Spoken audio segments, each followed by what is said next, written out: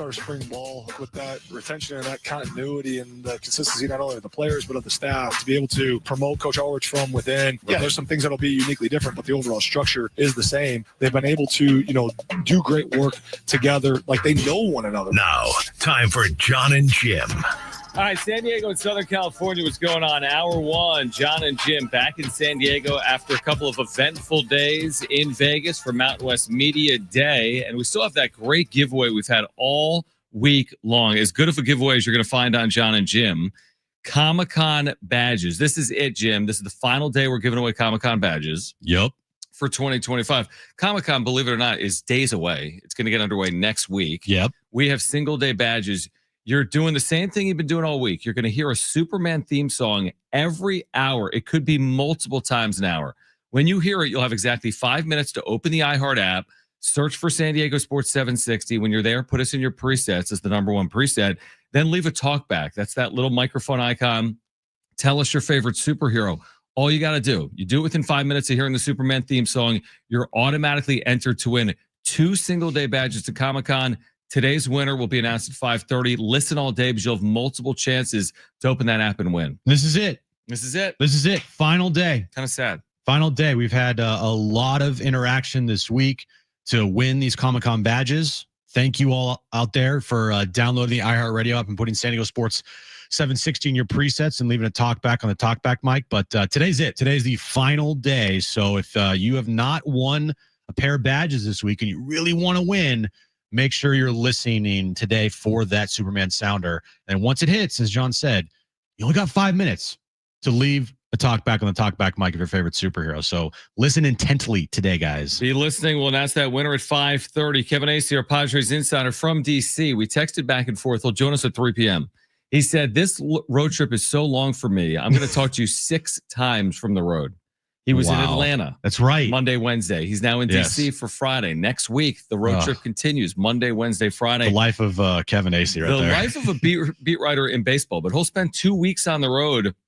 This is the time a year ago where the Padres just took off full throttle. Played as well as any team in baseball from this point until the end of the regular season. Can they match that? That's a very high bar, obviously. Kevin writing. Now, he has said this to us. I do not find this as new news. But he wrote this today. It's gotten traction. It got traction when he said it here. This is what he wrote today in the UT about the Padres and the upcoming trade deadline 13 days away. An exact quote.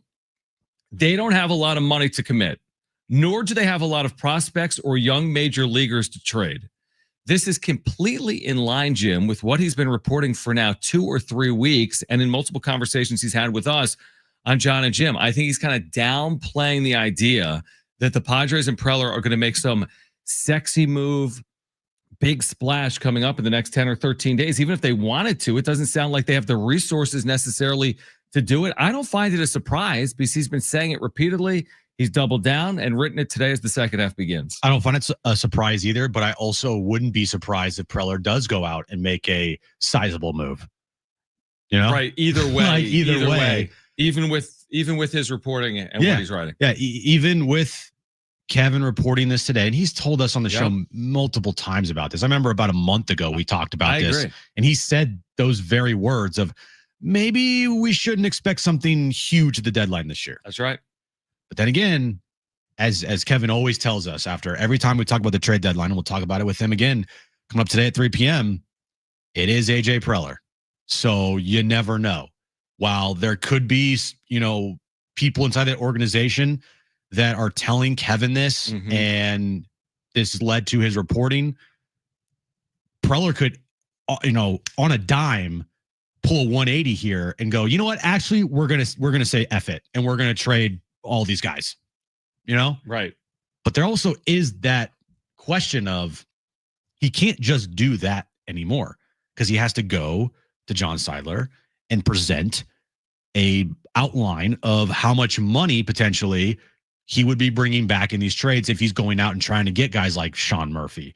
That is interesting when you put it that way, right? Like how much money are the Padres taking on in any move they are looking to make? And I wonder, has the conversation already occurred where John Seidler has said, hey, keep the payroll where it is. You can increase it $3 to $5 million. You can increase it $5 to $10 million. Like, is there a number that Preller knows now, 2 weeks out? How could you not know? I would think you would know it in your conversations. Like, we can only add X. And by the way, I think there's not, like, when you add at the deadline, you could add a player that makes $15 million, but you're adding August 1st. They're only owed 1/3 of that. That's only $5 million for the rest of the year. The problem with a player like Sean Murphy is he's owed $15 million a year in 2026 and beyond. The problem with a player like Luis Robert Jr., we'll see if the White Sox eat some of his salary, is that Robert Jr. is owed $20 million, Jim, each of the next 2 years. So I think it starts there. Yes, the prospect capital matters, but if AJ Preller can't take on money, then how could you make a sizable move at the deadline? But I'm with you. I'm not ruling it out. I can't rule it out with AJ Preller. He'll get creative. Jarren Duran doesn't make any money. So you're not taking on money to add Jarren Duran. You're just trading away top prospects to add Jarren Duran. Yeah, this is not like a free-for-all where he can just go out there and try to trade for anybody. Right. He has to get approval. And I think that might be the hardest part of whatever AJ would want to do at the deadline, is making sure the money lines up and getting the approval from Jon to add whatever you're going to add at the deadline. Now, when we asked Kevin earlier this week about Sean Murphy, Kevin said he hasn't heard one thing about Sean Murphy at all with this organization. Not one. It's been mostly centered around Jarren Duran. Like, Jarren Duran, his name is coming up a lot linked to the Padres. Enamored with Jarren Duran. So, as well as Luis Robert Jr. Those two names are the two names that have come up the most, I feel like, with this Padres club at the deadline here. And if they went out and got a Jarren Duran and Luis Robert Jr., I don't know if I would be that surprised.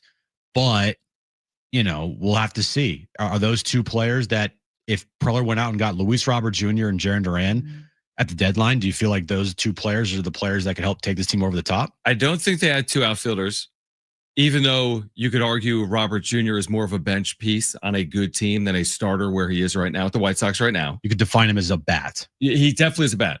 But he's a bat. I'll further the conversation with what you said about Dennis and what we're saying about Kevin. How about AJ Cassavell telling our former colleague Marty Caswell, we mentioned this yesterday, that AJ would be shocked if they didn't add two bats, to your point. Now, I think one of the bats is a catcher. And even like today, I think that has been such a constant issue with this team. They've even overcome some of their issues in left field just by playing Gavin Sheets in left field. He's done much better. What they haven't overcome is their catching logjam, ineptitude. They haven't overcome having a DH spot that's given them no productivity offensively this year. So if you really want to make that full update with your lineup, like the full upgrade with your lineup, I don't think it's one bat. I think it is two bats, and I have no idea if it's enough. They've done this repeatedly at the deadline as buyers over the last half decade, and it's never worked the way you thought it would. Even with Soto, I thought it would be better than it was. They've acquired quote unquote all-stars. Adam Frazier, it didn't work out. They've tried everything over the years, and it's worked maybe to some extent, but I'm not expecting everything out of it. But I think you have to try, and I think you need to upgrade your offense. And I want everybody to know, when these reports come out from Kevin, this is not like an absolute thing. Oh, when you say I thought like people listening think a trade is coming down, and all that's happening is you're sneezing, and you want to know why we are who we are. Brent looked at me like, "What's going on?" Yeah, like do we have a Duran move? No, you're sneezing. just people are just pulling me over. And my allergies. They're pulling over, and you're sneezing at 2:00 in the afternoon. Okay. That was out of nowhere. I don't feel like today I'm going to have a sneezing attack either. That was just like a rando. Just, there it is. Sneezes by and large are out of nowhere. Nobody's like, yo, I'm going to sneeze in 25 minutes. But you know me, when I start sneezing. Sneeze. Achoo. Right. You know me, if I sneeze once, it feels like it's going to happen the next hour and a half nonstop. This is a bit of a U-turn, but night one in Vegas, when we went out to sushi and then we came back and we were both tired. And Jim went to his room. I think I actually went downstairs and got something, then went back to my room. He tells me the next morning, he's like, I had like an allergy attack and couldn't sleep. I couldn't sleep until I could sleep, and I was up for like hours. I'm like, what? I laid down and I instantly started just sneezing my head off. Do you think they were getting calls to the front desk? It's Vegas. Like, these hotels can be crazy. And like, there's parties, there's music, and you think someone called down like, yo, there's someone that like won't stop sneezing and it's midnight and I can't sleep. Is this dude next to me? I hope not. Sneezing. Even though when I was in the bathroom, like brushing my teeth, I could hear the room next to me. Were they partying? They were not partying, but I heard people talking. Then they heard you sneezing. They did. What I was going to say before I sneezed was these reports from Kevin aren't absolutes. They're not they don't have money and they don't have any prospects. Right. They are, they might not have the money. They might not have the prospects to pull this off. This is not an absolute report from Kevin.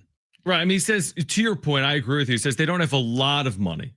And that doesn't mean they don't have money. That could be interpreted many different ways. Does that mean add 5 million in payroll or 50? Right. You're right. And then nor do they have a lot of prospects, but that means they might have a little. Correct. Nor do they have a lot of young major leaguers to trade, but that doesn't mean they have no young major leaguers. That doesn't mean there's no one on their major league roster that could be moved. It is possible. They absolutely have prospects. They absolutely have players in the major leagues to trade. Guess what, though? You don't want to trade those players. You don't want to trade Salas. You don't want to trade DeVries. You don't want to trade some of your maybe you might want to trade Salas, but anyway. I don't think you want to trade Salas. You may be inclined to do it. Exactly. You don't want to trade him, but if you had to trade him for a piece that you really wanted, I would look at doing that deal. Right. At the major league level, to me, the only players that would bring back value are AJ Morejon, maybe Robert Suarez if you package them together, but AJ Morejon for sure. Other than that, I mean, could you get something for Dylan Cease? I've talked about this. Yeah, you definitely can. Couple weeks ago. You could get something for Dylan Cease, but you're not going to get a king's ransom for him. No, it's a rental and he's not having a good year. But here's the thing with Morejon in this conversation. He's come up a few times. I'll ask it to you and we can discuss it on the other side. Not trading Morejon. Why would you? Not trading Morejon. You invested so much money and time into his success. And now that he's quote unquote made it and he's an anchor in your bullpen that's preserving leads, why would a buyer move that player? Now, sometimes buyers do sell to like recommit or reallocate assets elsewhere. I just don't think Adrian Morejon is the type of player I would want to move on from. He's under control through next year. He's not making a ton of money. He's arbitration eligible. He's the guy I want here now, and I want him here in 2026 if I think I'm winning each of the next 2 years. He's finally found a role where he excels at. Yeah. He's a first-time All-Star. The back end of that bullpen is the strength of this team. Without the back end of that bullpen, they're nowhere near this spot right now. Nope. They're probably 500 or worse. We might be talking about them selling realistic. We may actually be having that conversation. You're right. Without the four horsemen, we'd be talking about them selling. So, all right, more on the Padres at the trade deadline on the other side. Plus, Dylan Cease, a very telling statistic about Cease that details his struggles. We'll tell you that coming up later this hour. Kevin Acee, our Padres insider at 3 p.m. Just underway on Jon and Jim. Be listening for the Superman sounder for the Comic-Con badges. Jon and Jim, San Diego Sports 760 live on the iHeartRadio app.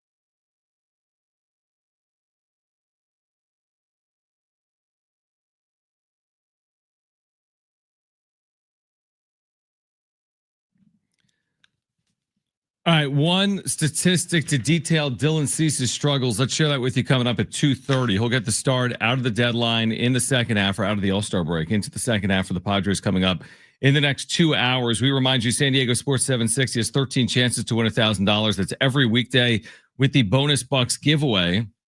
Listen for the keyword entered at sportssd.com. Next chance to win $1,000 coming up at 3 p.m. right here on San Diego Sports 760. Oh, wow, just like that. Wow. Unbelievable. Okay. Oh. So now what do we do? Well, if you heard that sounder right there, you need to go to the iHeartRadio app. You need to make sure that San Diego Sports 760 is in your presets. Hit the red talkback mic. Tell us your favorite superhero. You have 5 minutes to do that right now to be qualified for the grand prize of a pair of badges to Comic-Con next week. You only have 5 minutes right now for this sounder. Good luck. I want to try this real quick. So I'm in the iHeart app. I clicked on 760. Yeah. There's a red talkback mic in the top right-hand corner. Yeah. It has a microphone. Yeah. I click on the microphone. iHeart would like to access the microphone. Sure. You do you. Tap, record, and send a message to San Diego Sports 760. You might not want to do it because then you are qualified. Well, I'm not going to win. Okay. I don't think. Well, let me just show how easy it is for our listeners. Sure. Okay, do it. If I win, then you guys can go to Comic-Con. Okay. The winner is Sean Wafer. Yeah. All right. So I tapped the microphone. Mm-hmm. 3, 2, 1. My favorite superhero is Fernando Tatis Jr. Okay. And then sending. Boom. That easy. That easy. And I'm not going to win because that's not even takes 15 seconds. I don't even know if it maybe takes that long. less. Seriously. Honestly, that's how easy it is. It's do very what I easy. just did. Yeah. Open the app, download the app, search for 760, click the little red microphone, tell us your favorite superhero, and you're entered for that grand prize, the pair of badges to Comic-Con, single day badges to Comic-Con. What is Brent laughing at? Something related to Did it come through? Did it come through? No, the talkbacks also have like what they call it when you can read it. Oh yeah. Oh, it shows. Yeah, and yours just says, "My favorite superhero is Fernando Tatis Jr." Okay. Okay. Okay. Yeah, I probably said that. Fernando Tatis Jr. Okay. Okay. Where were we with the trade deadline coming up? Well, okay. Here's where we were. Here's where we left off yesterday, and here's where we begin if you're a Padres fan. It's July 18th. There are 13 games until the deadline. Mm-hmm. There are 10 on the road. There are 3 at home against the New York Mets. The road trip begins this weekend against the Nationals, who have really struggled. They just fired their GM and their manager, right? In Mike Rizzo. What's acceptable here? Out of the break to put Preller, John Seidler, the organization in the right position, or does it even matter much? 4-6, 6-4, it's all the same. Who even cares? They're in it to win it, regardless of what they do here over these next 10 road games or 13 games overall. I would say if they could go 8-5 over the next 13 games, I like that. Then you're 11 up at the trade deadline. Mm-hmm. Preller will make multiple moves. Don't know the size of the moves, but he'll make multiple moves. Right. I think that would be like the perfect scenario. 8-5 is not something crazy to ask for here coming out of the break. Right. It really isn't. And last year out of the break, if you remember, they went 10-2. into the trade deadline? Into the trade deadline. Gosh. They went 10-2. They were rolling. That into winning the streak, deadline. well, it was so good. And they started the second half with that 7-0 loss to Cleveland, where they went to 50-50 on the year. And then they proceeded to win 8 games in a row and 10 of 11. Right. So they won after the first game of the road trip last year that they lost. They were 50-50. Then they went 10-1 over their next 11 games. When you look at what they're about to embark on, because they had the road trip last year because of Comic-Con, they have the road trip this year because of Comic-Con. Like, do you feel like what they did last year is like something that should even be referenced? Like, well, they did it last year. Maybe they'll do it again. I mean, is that fair to even say, or is this completely different? We don't need to reference it because last year's team was 500. This team is 8 games above 500. True. So you don't need to reference it because they don't need to do that. But unless they fall flat on their face in this road trip. But what's their record? 52-44? Uh-huh. To get to 93 wins, yes, you're right. They don't have to play last year. 38 and 28. No, that's 90. Oh, Which I think is good. Didn't you say 90 wins? I said 93. But no, that's I good. said 90. But okay, let's just use 90. That's fine. Yeah. Still 38 and 28 is doing some work. They're 8 over with more games. Like I'm saying, that winning percentage, I think we did it the other day. 38 and 28 winning percentage is a really good win percentage. Would be probably one of the top 3 win percentages in the National League in the second half if they do that. And they haven't played that good of baseball that's the point. Since the start of the season. They're 3 games under 500 since their 17th game of the year. Mm-hmm. They're 3 games under 500. So that were they 38 and 28 at any point in the season? They had to. Yeah, probably to start. Maybe. Well, I'm thinking. But they were 6. They were 14 and 3. I know, but I'm just saying that were they at any point 38? Okay, so on where is it here? That Dodger series in the middle of June. They were 30. Yeah, they're like 10 over probably. Yeah. Middle of June. Yeah, 38 and 28 after the 11-1 victory against the Dodgers. So they have had a 38 and 28 stretch in them, but that would also require them to have like a 14 and 3 stretch. That's kind of my point. If they were now, they don't have to have a 14 and 3 stretch, but still they have gone 38 and 28 this season year already. And if you go 38 and 28 again, the remainder of the season, that's 90 wins. Can 90 wins get you in? I think so. It should. I mean, it's 576 baseball. I agree with you. I think it should be what they're striving for. To get to 93 wins, though, 41 and 25. And that's not as good as they were a year ago, but it just proves how well they played in the second half last year. Yep. They still have to play incredible baseball. I mean, 41 and 25 would be an incredible finish to the year. Well, you got Washington, you got Miami, you got St. Louis on this road trip. 5-5 at the worst. Right. 5-5 at the worst. And then you come home for 3 against the Mets right before the trade deadline. You know, take 2 or 3 there. Yeah, 7-6. 7-6. 9 games above 500. They'd be in fine shape. Now, I think they would actually be worse than they were last year at that point, because last year with the winning streak coming out the second half, they were 10 games up at the deadline. And they almost identical. Almost identical, yeah. Almost identical. But I think they can do better. But it all starts tonight. And we'll talk about Dylan Cease coming up next. But you got to start off the second half good. You got to have a good road trip here. Anything worse than 5-5, I think, it's just going to make this much harder on this team. Yeah, I agree completely. And again, how confident would you be if you don't go 5-5 on this road trip? If for the organization and AJ Preller. All right, Dylan Cease gets the ball in game 1 of the second half after the All-Star break. We'll detail his struggles for the Padres here in 2025 on the other side. Plus, Kevin Acey, our Padres insider, with much more on this road trip and the upcoming trade deadline. He will join us at 3 p.m. This is Jon and Jim on San Diego Sports 760 and live on the iHeartRadio app.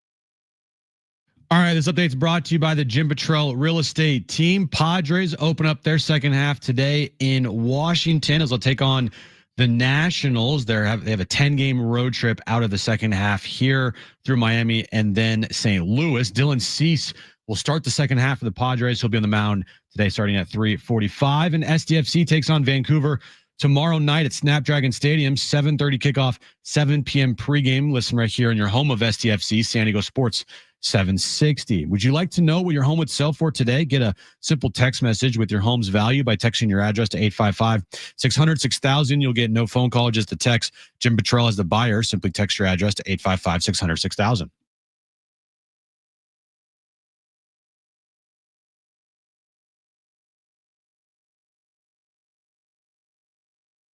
All right, we're going to hear from Ken Rosenthal coming up at 3:30 on the Padres at the trade deadline. We'll hear from Kevin Acee. He'll join us live at 3 p.m.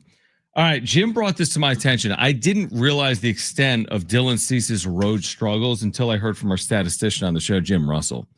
So, Jim, can you detail Dylan Cease's? We know he has struggled on the year. He's got a 4.88 ERA. He's got a 1.33 WHIP. He's 3-9 overall for whatever that's worth. But it's even worse if you just look at what Cease has done on the road. Of course, he'll start this second half on the road against the Nationals tonight. He's 0-6 with a 6.27 ERA and a 1.39 WHIP. So that's not good. No, I've already checked. You typed it into GPT. You're like, is this really good or really bad? Yeah, I always have to make sure to ask the question, is this good?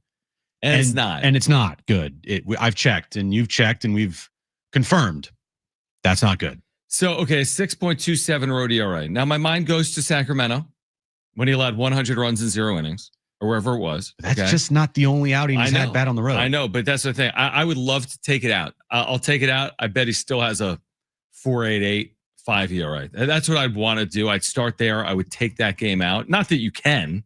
Like, that's so easy. Oh, yeah, take this game out. Well, it counts. Right. But that's where his struggles start. But when I think about his best start of the year, it was a home start. It was against the Dodgers, 7 shutout innings at Petco Park. So, yeah, I mean, his numbers at home are fine. Was he have a 3.4 something like that? You said earlier, 3.3 ERA, 3.4. I think it was like a 3.45 ERA. So he's been fine. 3-3 at home, 3.4 ERA at home. It's fine. A 6.27 ERA on the road for Dylan Cease, that just will not cut it. In fact, he's got to basically have that. He's got to go from a 6 to a 3 or a mid-3 ERA in the second half. He's about to make 2 road starts right here over the next 2 starts to start the road trip. Yeah, bold for them to start the second half with Cease opening. Right. But I also understand it because Pivetta pitched on Sunday. Right. Darvish pitched on Saturday. I think that's right.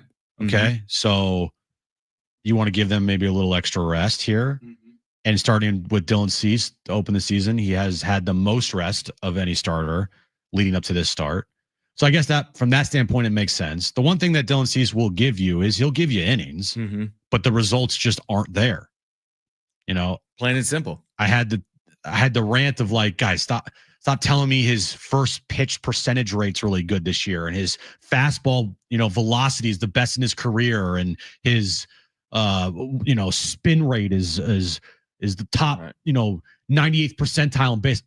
His Savant page basically looks good. Is that what people are saying? He's got almost a 5 ERA. He's winless on the road.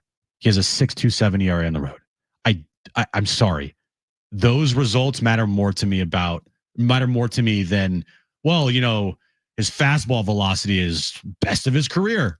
You know, it's funny. I look at his Savant page and you're right. Sometimes we use that and say, well, Tatis is struggling, but look, I'm looking at his Savant page. It's not good. I mean, there's as much blue on it as there is red. He has been as mid as you could possibly be. I don't know what it's going to mean for him entering free agency. I don't really care, truthfully.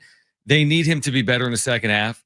You want to at least have you'd like to have some faith on him if you make the postseason. You're not hiding Dylan Cease. I mean, they're going to use it. If they make the postseason, Dylan Cease has a role. You'd like him to be pitching well if you make the postseason, because you're not trying to hide a guy that you basically acquired to be at the front of your rotation. I go back to this point.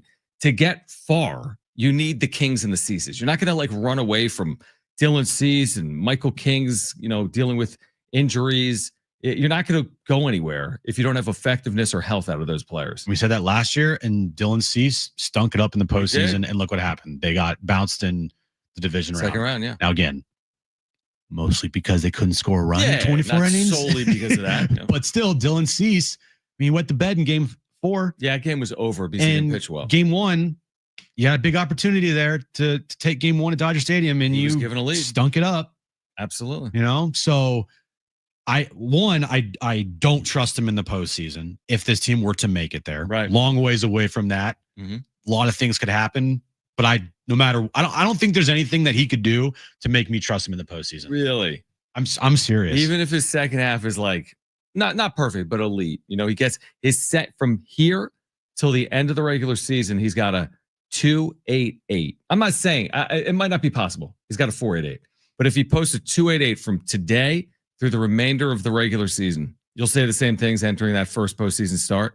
It'll make me feel better about his chances in the postseason, but I will still have that feeling of he's going to find a way to F this up. Yeah, I get it. I think a lot of people would agree with you. And if he does not have those numbers that you said leading into a potential postseason, then there's no confidence in him at all. I would be very, very nervous with Dylan Cease there out on the mound in a crucial game for this team.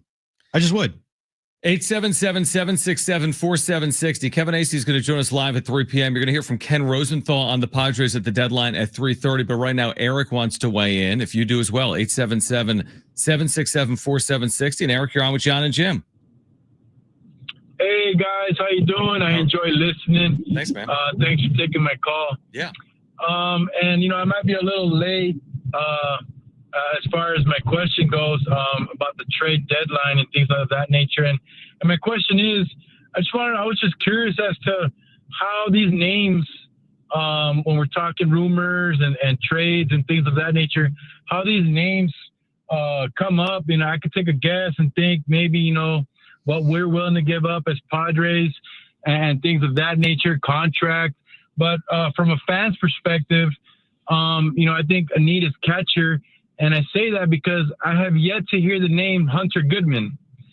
He's on a really bad team, Colorado Rockies. He's on a 1-year contract, and the guy kills it with the bat. And I have yet to hear his name thrown anywhere in the conversation of trades. And I was just curious as to maybe there was a reason why. Appreciate it, Eric. He has come up kind of joking around in conversation. We've had the conversation about him being an all-star. He's put together a great year. There's always the Colorado effect.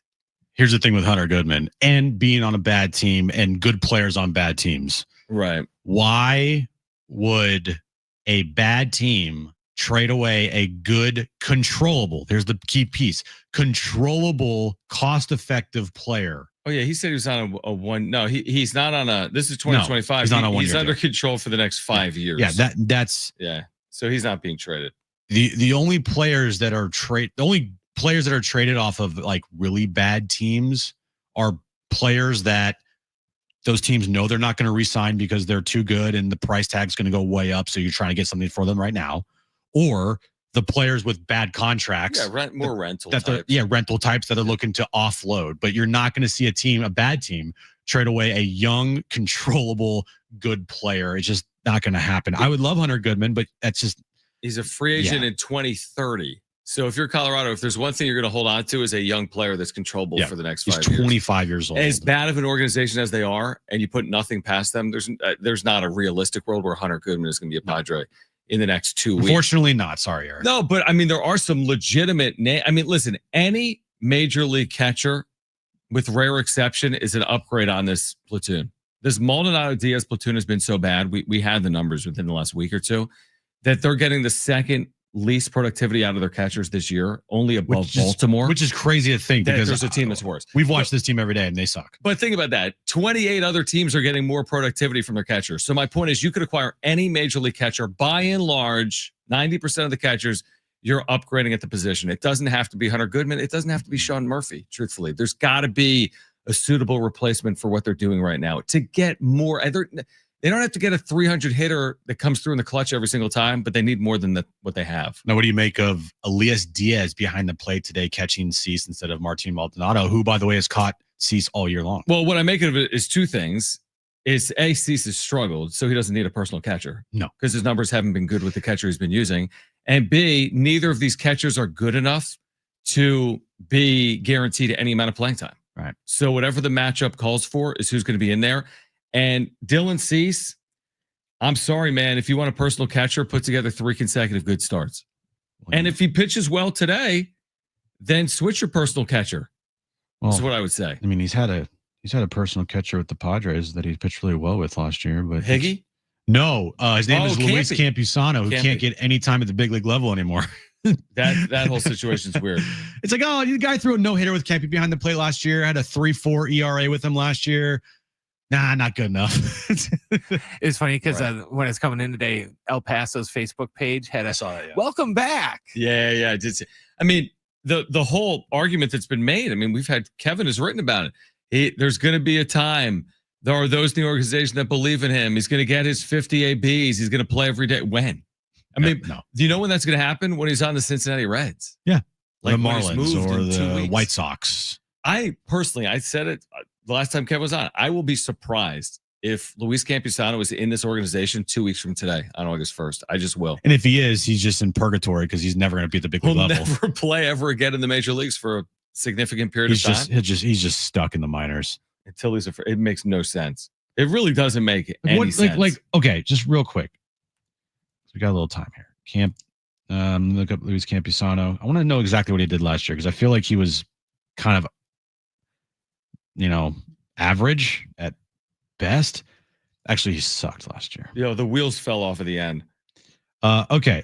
Last year, last year he hit 227, the 642 OPS in 91 games with a negative 0.7 WAR. Better than what they have now. I don't see anyone with a 642 OPS. 8 home runs, 40 RBIs in 91 games. Yeah, better than what they have now. 2023 he had a 1.1 WAR in 49 games. He hit 319 with an 847 OPS, 7 homers, and 30 RBIs. Again, I've said this too. He's not the answer, but you could at least try him for 2 weeks. He's probably not your answer, but why not give him an opportunity? He's hitless in 21 at bats. Maybe that's why. This year. Maybe that's the reason as to why. We can discuss that on the other side. Plus, Kevin Ace here, Padres Insider at 3 p.m. We'll hear from Ken Rosenthal on the Padres at the trade deadline at 3:30. We're here until 6 p.m. We're giving away Comic-Con badges as well right here on Jon and Jim.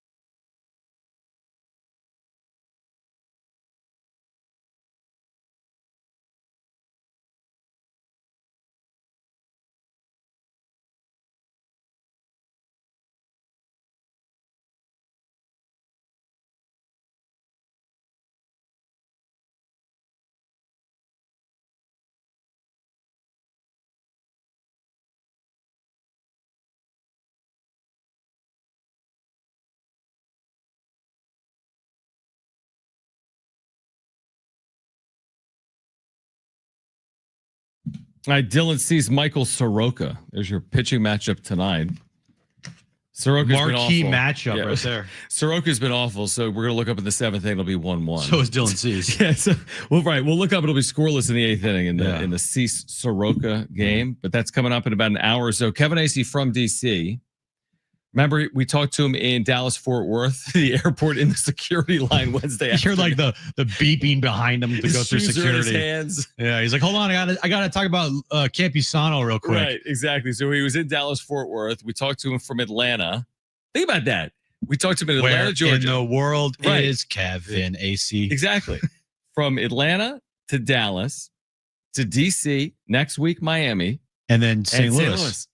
And then back in San Diego at the end of the month. We're going to talk to him from like 6 different states over the course of about 2 weeks. But looking forward to catch up with Kevin. I think we asked him about Campy even on Wednesday, where we all were just like quizzical. Like I think we all kind of agreed like it's over.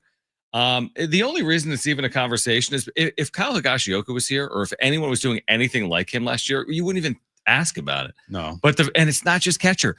Their DHs this year have given them no productivity. So you don't believe in Trent Brooks, the DH tonight? It's one thing not to believe in Luis Campusano as a catcher, but you don't believe in him to give him 3 straight games just at DH. He's only, okay, you're right. He's hitless in 21 or 22 at bats this year. That's not 200. I mean, that would be a baseball record. Schulte has his guys. And I don't want to say it's favoritism, but it's like, hey, that's my guy. Hell or high water. Not gonna. This organization is out on Campusano. It is so clear. It's clear as day. They are done with the kid. That he can't crack the roster. It's with guys like Bryce Johnson on it, and Trent Brooks on it, and Diaz and Maldonado. So what's our working theory? The organization is so far out, and Schilt doesn't control the roster, or you think it starts with Schilt on Campy? Or the front office? I think it's a collaborative effort that Schilt has gave his opinions and his thoughts on how he feels about Campy behind the plate. AJ Preller's listened to Schilt, and I think it's like, all right, Schilt, I'll take your word for it, and we'll go this different route. But what about not behind the plate as a batter? Oh well, that's not Schilt. That's Preller. But that's what I'm saying, because DH is the magic bullet Trenton Brooks. Yeah, I don't think Schultz sitting there being like, we need to keep Trenton Brooks on this team and Tyler Wade on this team, and well, maybe he's just saying that about Tyler Wade and Bryce Johnson on this team. I do think that before the All-Star break, when he said this is what I got to work with, that was the cry for help. That was the cry for help right there. And you're thinking the cry for help goes above and beyond Luis Campusano. He's asking for help from outside. He's not asking for Campy. He's asking for something else. Yeah, I do understand. Honestly, from the organization perspective, I thought that the critical break point for Campusano was last year when he was sent down in September, and the Padres were on this unbelievable second half run, and he wasn't on the postseason roster. Yeah, I think at that point the story was told. They brought in Elias Diaz, like from the dumpster, and put him on the postseason roster. Exactly. So I think at that point they basically had given up on him. But the only reason to me it's interesting is you're getting no production out of DH, you're getting no production out of catcher. But you said it the other day. I mean, their defensive first catchers have actually.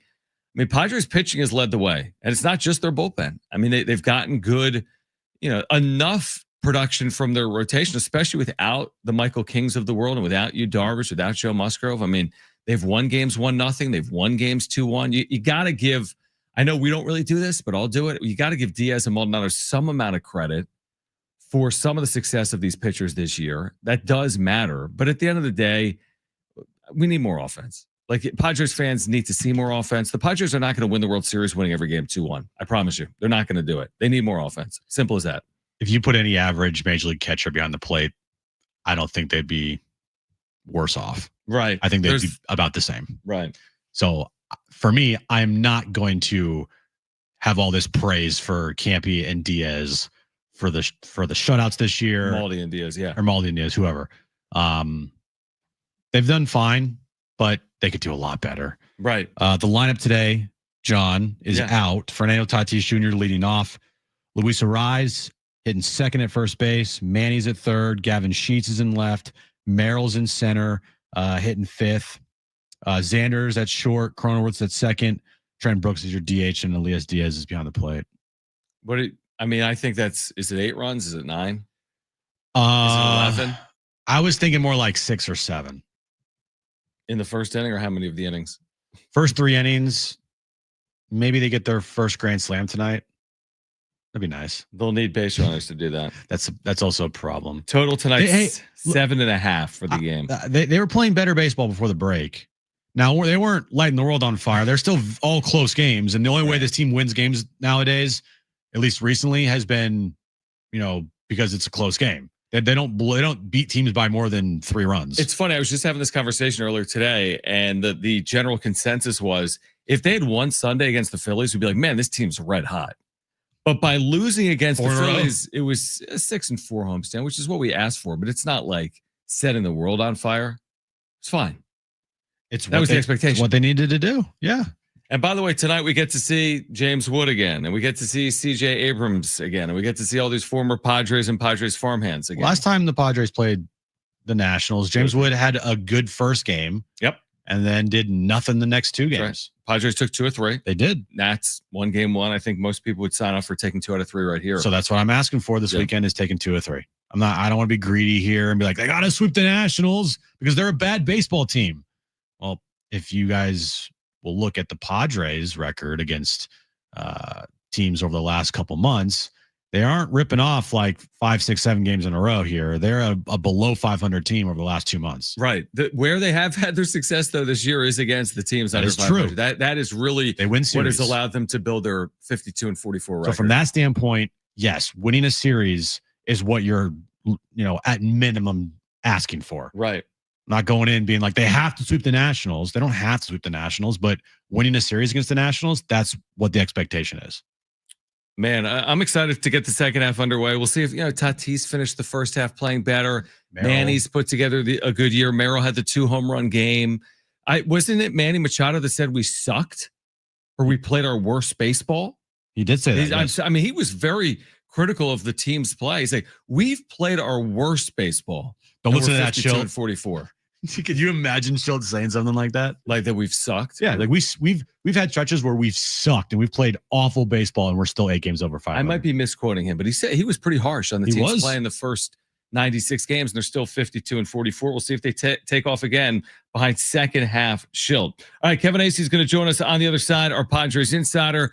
Be listening for the Superman sounder. When you hear it, open the app, search for San Diego Sports 760, click that little red mic. Oh, there it is. Speaking of, wow. All right, so open the iHeartRadio app, search for San Diego Sports 760, click on the red talkback mic in the top right-hand corner. Tell us your favorite superhero. If you do that within the next 5 minutes, clock is ticking, you are eligible to win 2 free badges to Comic-Con 2025. We'll announce the winner of those badges today at 5:30 p.m. You have until 3 p.m. On the nose. Like on the nose. You have until 3 p.m. right now to qualify for this round to win Comic-Con badges today. It's our final pair of Comic-Con badges that we're giving away on this show. So go to the iHeartRadio app, put San Diego Sports 760 in your presets, hit the talkback mic, tell us your favorite superhero, and then you're qualified to win. Kevin Acey, our Padres insider from our nation's capital, to kick off hour 2 of Jon and Jim. That's next.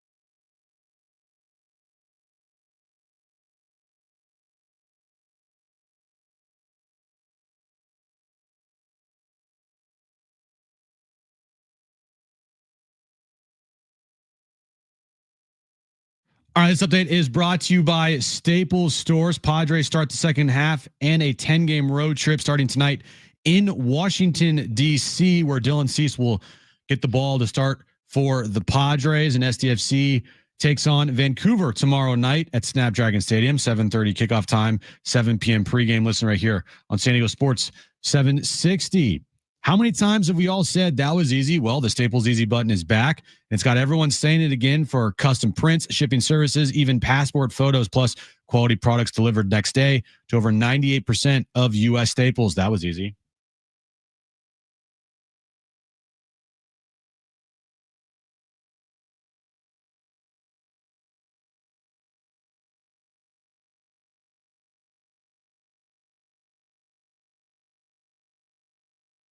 All right, hour 2 of Jon and Jim as the Padres get ready to begin their second half in D.C. against the Washington Nationals. Great to have our Padres insider Kevin Acee back with us, who had a really interesting. Here's the most interesting note of the day, Kevin. With all due respect, it was the note you sent me, which is you're going to talk to Jon and Jim 6 different times on your road trip. That's too much. That's ridiculous. You're on the road for 2 consecutive weeks. What did you pack? Like, did you pack 10 bags, or what are you doing? Laundry? How do you do this?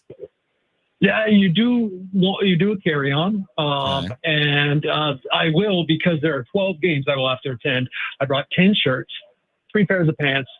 The pants will last. You have to launder the 2 of the shirts because you got to repeat. The 2 shirts you wore for the All-Star Game festivities will be the last 2 shirts you wear on the trip. That's how you do it. This is fascinating. Wow. I always feel like are you the packer, Kevin, that like feels like you overpack, or do you pack just enough? Like no. what kind of packer are you? You couldn't do that if you were me. You couldn't do that if you were me, which I think everyone at some point is, right? But then you learn there's no way I'm checking a bag. I don't care if it's Smart. A month long. Yeah. I don't care. No way I'm checking a bag. So yeah, 2 weeks with a carry-on. That's, it's doable. Yeah, Jim's like, it's impressive, but it is.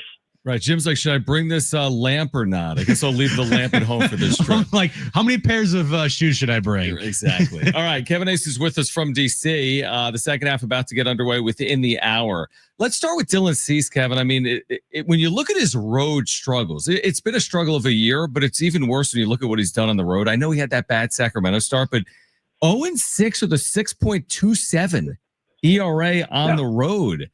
I've asked you about it before, but I mean, I guess it's as simple as this, right? He's just got to be, he doesn't have to be better in the second half. He's got to look like the Dylan Cease we saw last year in the second half, doesn't he?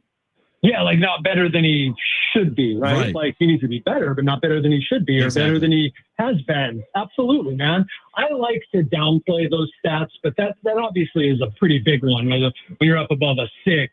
And obviously the disparity was even worse before the last start at home, right? Yep. So like there is, I don't know if there's something to it. Like it seems there is, but like he really hasn't been great anyway. And Petco is a nice place to pitch, no matter what they say, like about it becoming more fair. It's a nice place to pitch, fly balls that die and all that. So look, the bottom line, as you guys, as all of us, have spent way too much time talking about, though it's the appropriate amount of time, but way too much time in that, what are we doing? Talking about Dylan Cease sucking. That's not good, man. Like who's he going against tonight? Soraka? Yep. Like, we got a 5.35, I think. And you look at that, and not all of us follow the Washington Nationals, and we don't know. We're like, oh, hey, let's look it up. Okay. And you're like, man, that's not very good. Well, what do you think people that don't follow baseball are doing very much and look, and they say this Dylan Cease character, 4.88. It's like, no, that's Dylan Cease, who's like borderline Cy Young 2 of the last 3 years, who has a 4.88. It's like he's some journeyman right now. Yeah, he finished 4th last year in Cy Young voting in the National League. What do you make of Elias Diaz catching him tonight instead of Martin Maldonado? Anything to that that you see? I honestly hadn't even caught it by the time I talked to Mike Schilt. I don't know what that. I mean, I was kicking myself because it's interesting because Martin Maldonado is still here. Right. Now, I from my understanding of how this is shaping out, because I think we've all understood that Mike Schilt is a big Martin Maldonado guy, and that's why Martin Maldonado's here. But like that Martin Maldonado, we all can look at and go, well, what good is he doing if Dylan Cease, he's Dylan Cease's personal catcher, and Dylan Cease is having 4.88 ERA. Well, I think you do have to give Martin Maldonado, at least, or you have to want to believe that it's valid to give Martin Maldonado some credit for some of the younger guys that he's caught and helping, whether he's catching them or not, in the preparation for Berger, who he is catching for. And let's see, Kolick is Diaz, and I think Vasquez is Diaz. No, he's Maldonado. So, like, you have to think about it like those guys navigating with Campusano, and maybe what we know about Campusano's kind of getting lost in games, maybe his attention span, not having the experience Maldonado does, not having the presence Maldonado does. I'm not trying to rip Campusano. I'm just throwing it out there like it is. That Silt is giving a lot of credit to that. But I am surprised, and I will find out later why this move was made. Kevin Acey's our Padres insider. He's in D.C. Padres and Nationals coming up within the hour. So you wrote something today that is not a surprise to me or Jim or our listeners, but maybe was a surprise to some people that just read it in the paper but haven't been listening to our conversations. You said this repeatedly, and you wrote this. They don't have a lot of money to commit, nor do they have a lot of prospects or young major leaguers to trade. This is something that we've talked about for weeks on end. I mean, again, Preller remains the wild card, but from your seat 2 weeks out, your expectations are to kind of temper the expectations for the fan base for 2 weeks from now? Yes, only trying to be realistic that, not every move that's made works out. As a matter of fact, most of them don't. Now, I think we talked about this Wednesday, the idea that they are buyers and sellers, right? And my understanding is that that's a real, if not likelihood, it's a strong possibility that they are going to rely basically on the creativity of AJ Preller, right? Like that he can get something done and he can go out and spend a little money, but he's got to do it with the prospects he has. And it's not like we've got $8 million extra for this guy to spend, is my understanding at this point. So, like, does that mean, and I have not heard names, but does that mean unloading an Arraez? I don't think a Suarez at all. But what does that mean? Is that trading? Everybody wants Cronenworth. I mean, because here's why. If Cronenworth is this player that he's been here to this year, probably his most consistent season, and has shown that he can be and has been for times, that contract is really good. That's a really good contract. And they could probably get a decent haul for him. Now that would break my heart, obviously. I'm not saying that's I'm just throwing this out there as like those names, just as, okay, if people are telling you that they could be sellers in order to facilitate being buyers, who is it that makes sense? So there's some fodder for you guys to make up your own scenarios over the next few days. A couple of weeks ago, after the latest Dylan Cease bad start, it was, to me, I thought they could do that what you're talking about, like a buy and a sell. Is Cease's name a name that they could use as a sell to buy type of thing if he's not going to turn it around in the next couple starts here, and he's going to leave in free agency? Or do they just feel like, what, we need as much pitching as possible, even if Cease is having a bad year, he can still just give us innings? I could be caught flat-footed on this, like I was on your question about Elias Diaz, but I'm not really giving that much consideration, because one thing he's doing is giving you 5 2/3 innings on average. Like, what are you going to do without that? Right. It's like, that's why I want to give and believe that people are telling me that you give Maldonado credit for nurturing some of these younger guys, the pitchers. What are you doing if Stephen Kolick hasn't done what he's done, and Randy Vasquez hasn't done what he's done, and Ryan Berger hasn't done what he's done? Like, the tenuous nature of the rotation, I just don't see how you unload Dylan Cease. Kevin Acey's the rest of it, Jim, is valid. Like, in terms of what you could save, what you could move. Maybe someone thinks they could do something. But I don't see, because you need to replace those innings. Right, exactly. That makes sense. Kevin's with us from DC, our Padres insider. What did you make of Manny Machado? And I'm paraphrasing because I don't have it in front of me, but he essentially said we've played our worst baseball, and we're 52-44, and our best baseball is in front of us. I mean, it's easy to say that, but are there indicators to believe that what played out last year, for example, the second half, where they just took off like wildfire. I mean, isn't it too easy to just say, well, they did it last year, so they're going to do it again? You have to squint pretty hard. I thought it was going to be a little more obvious. I really did, based on the fact that they went 6-4 on this homestand, which I thought was really good. Based on the fact they hit a few more home runs, at least for them, right? Yep. And then I went and tried to break down the stats every which way to be able to statistically back up. Hey, it looks like they're hot going into the. No. No. So you got to squint really hard to say, hey, look, there's some signs. But again, winning record in July, took 2 or 3 from the Phillies, faced probably their best pitching during this homestand that they have in a while. And actually, I shouldn't say the best pitching, but they did as well as they have against good pitching in a while. So these are things that I do think that there were better at bats. And I do think they played better offensively, but I got nothing for you. And I was almost late to dinner. That's how dedicated I am. I was late to dinner yesterday, searching and searching for some sort of statistical evidence that this team's just about to take off, and it's not there. And, it was there last year at this time. Sorry, I was late. I was looking up numbers on the Padres batting average with one out and runners in scoring position and runners on third base for this team the last week. My bad. So 66 games remaining, Kevin.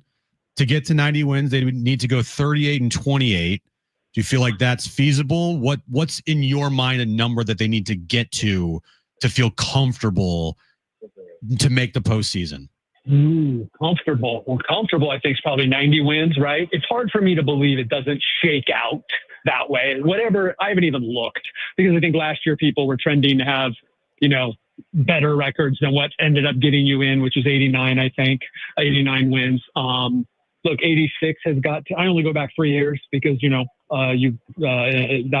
when the playoff format changed, they expanded. So 86 has gotten the team in. 84 got the Diamondbacks in.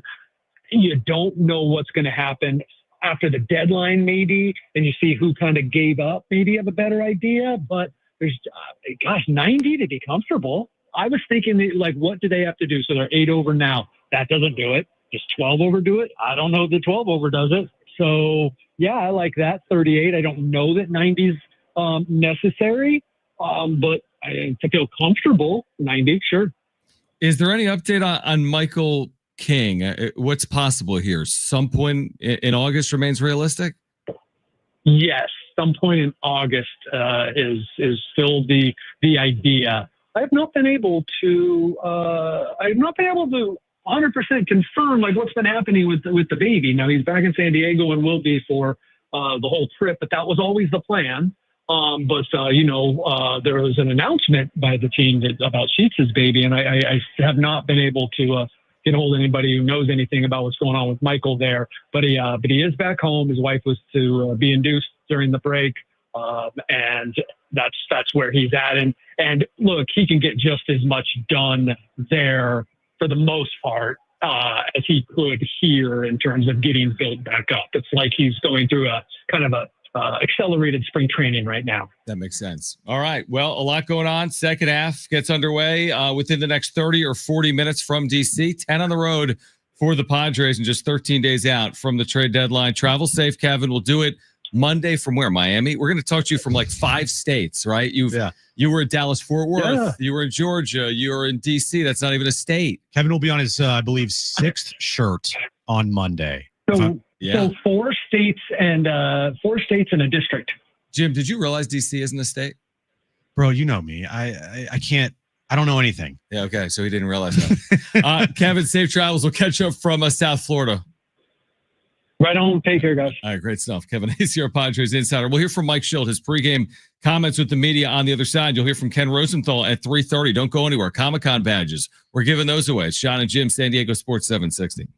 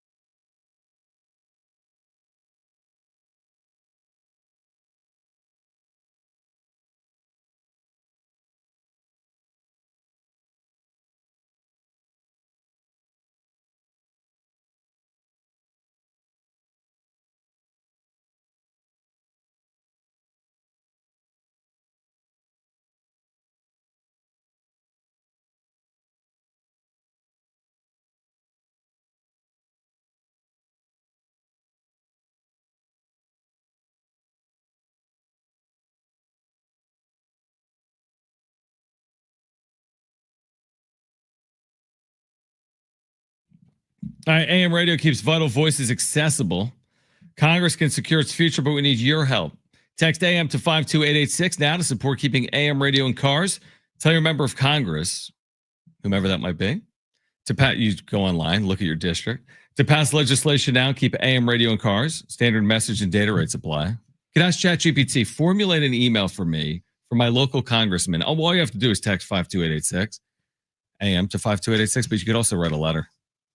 I like AM radio because it's basically the reason it's like my job to be on AM radio. It is your job. It is. So one thing Kevin said there that definitely got both of our attentions was the whole buying and selling at the deadline, and the names that he mentioned. It's not names that he thinks will get traded. He's just doing a process of elimination of guys that if they were to sell at the deadline, who could you sell that would free up some money. And the names that he brought up, not Luis Campusano, he's on my brain for some stupid reason still. Jake Cronenworth and Luis Ariz, like, huh?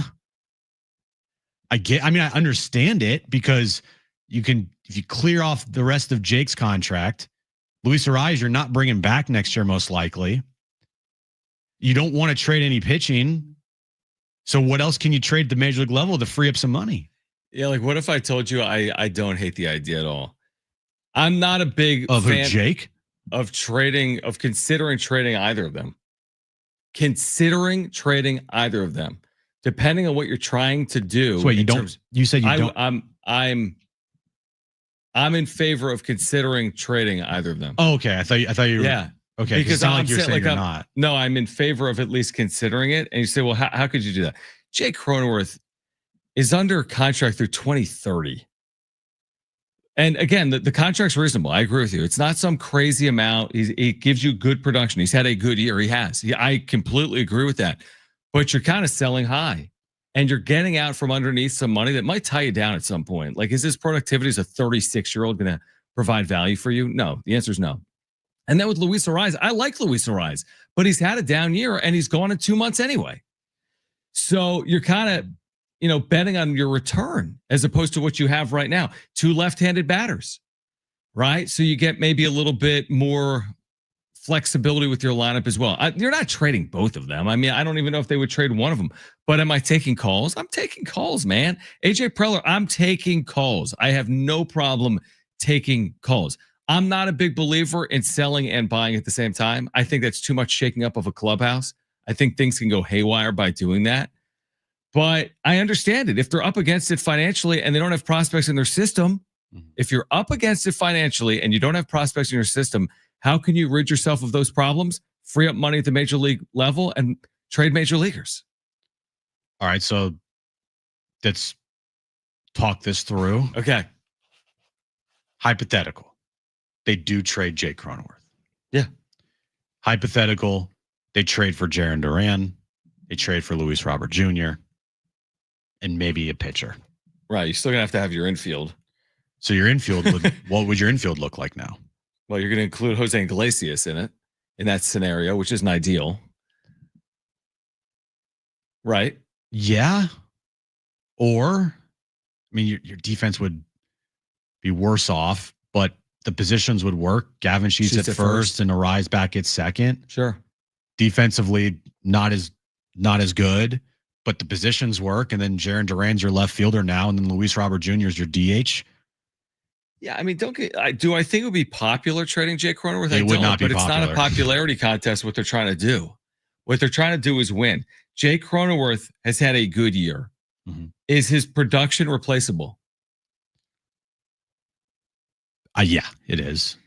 But by who though? But does this then give you the financial flexibility to add money like Sean Murphy or Luis Robert or Jarren Duran long term? Not right now, but his future years as he's arbitration eligible. The answer to that is yes. So that's what you're not saying. Hey, are we better without Jake Cronenworth? I'm not saying that. It's an equation. Equal X equals what? If you eliminate Jake Cronenworth, where do you get the productivity on the other side? Is it Jarren Duran? Is it Duran plus Iglesias? Is it Sean Murphy plus? That's the question you're asking yourself. It's not about, hey, Jake Cronenworth isn't good, get rid of him. That's not it at all. It's, can you make your roster better and can you free up payroll to make your roster better. And I'm not saying it's Cronenworth. It might be a rise for 2 months, Jim. He makes good. Luis Arraez is making good money right now. Yeah. You'd be freeing up $4 or $5 million. Yeah, it would not be a popular move for if that were to happen. Fan base would obviously not like it. Depends on what they get back. And it also depends if they win. Yep. If they win, it's easy to just be like, okay, well, look what we did and it worked out. But if it didn't work out, then it's like a double whammy. You trade Jake Cronenworth, who, is somewhat of a fan favorite. Absolutely. And he's done some really nice things here. I mean, he'll be remembered unless he tops it for the big hit against the Dodgers in the NLDS. 2 All-Star nods. Yep. Couple All-Stars. Yep. And, been an everyday player for years now. Yeah. He's been coined the Crone Zone. Absolutely. Good defensive player. Very good defensive player. Good teammate. I mean, he's done what has been asked of him. I never even thought Jake Cronenworth's an option. And I don't even know if I do or you do or Kevin does or anyone does, but it's at least something to consider, because how do you do what they're trying to do? Well, when you go through all the scenarios and you're looking at how you can do this and how they could trade this, and you're just talking things out, eventually you're going to get to, well, if they trade Jake Cronenworth. Right. You talk it out. Yeah. And that's where we are at now.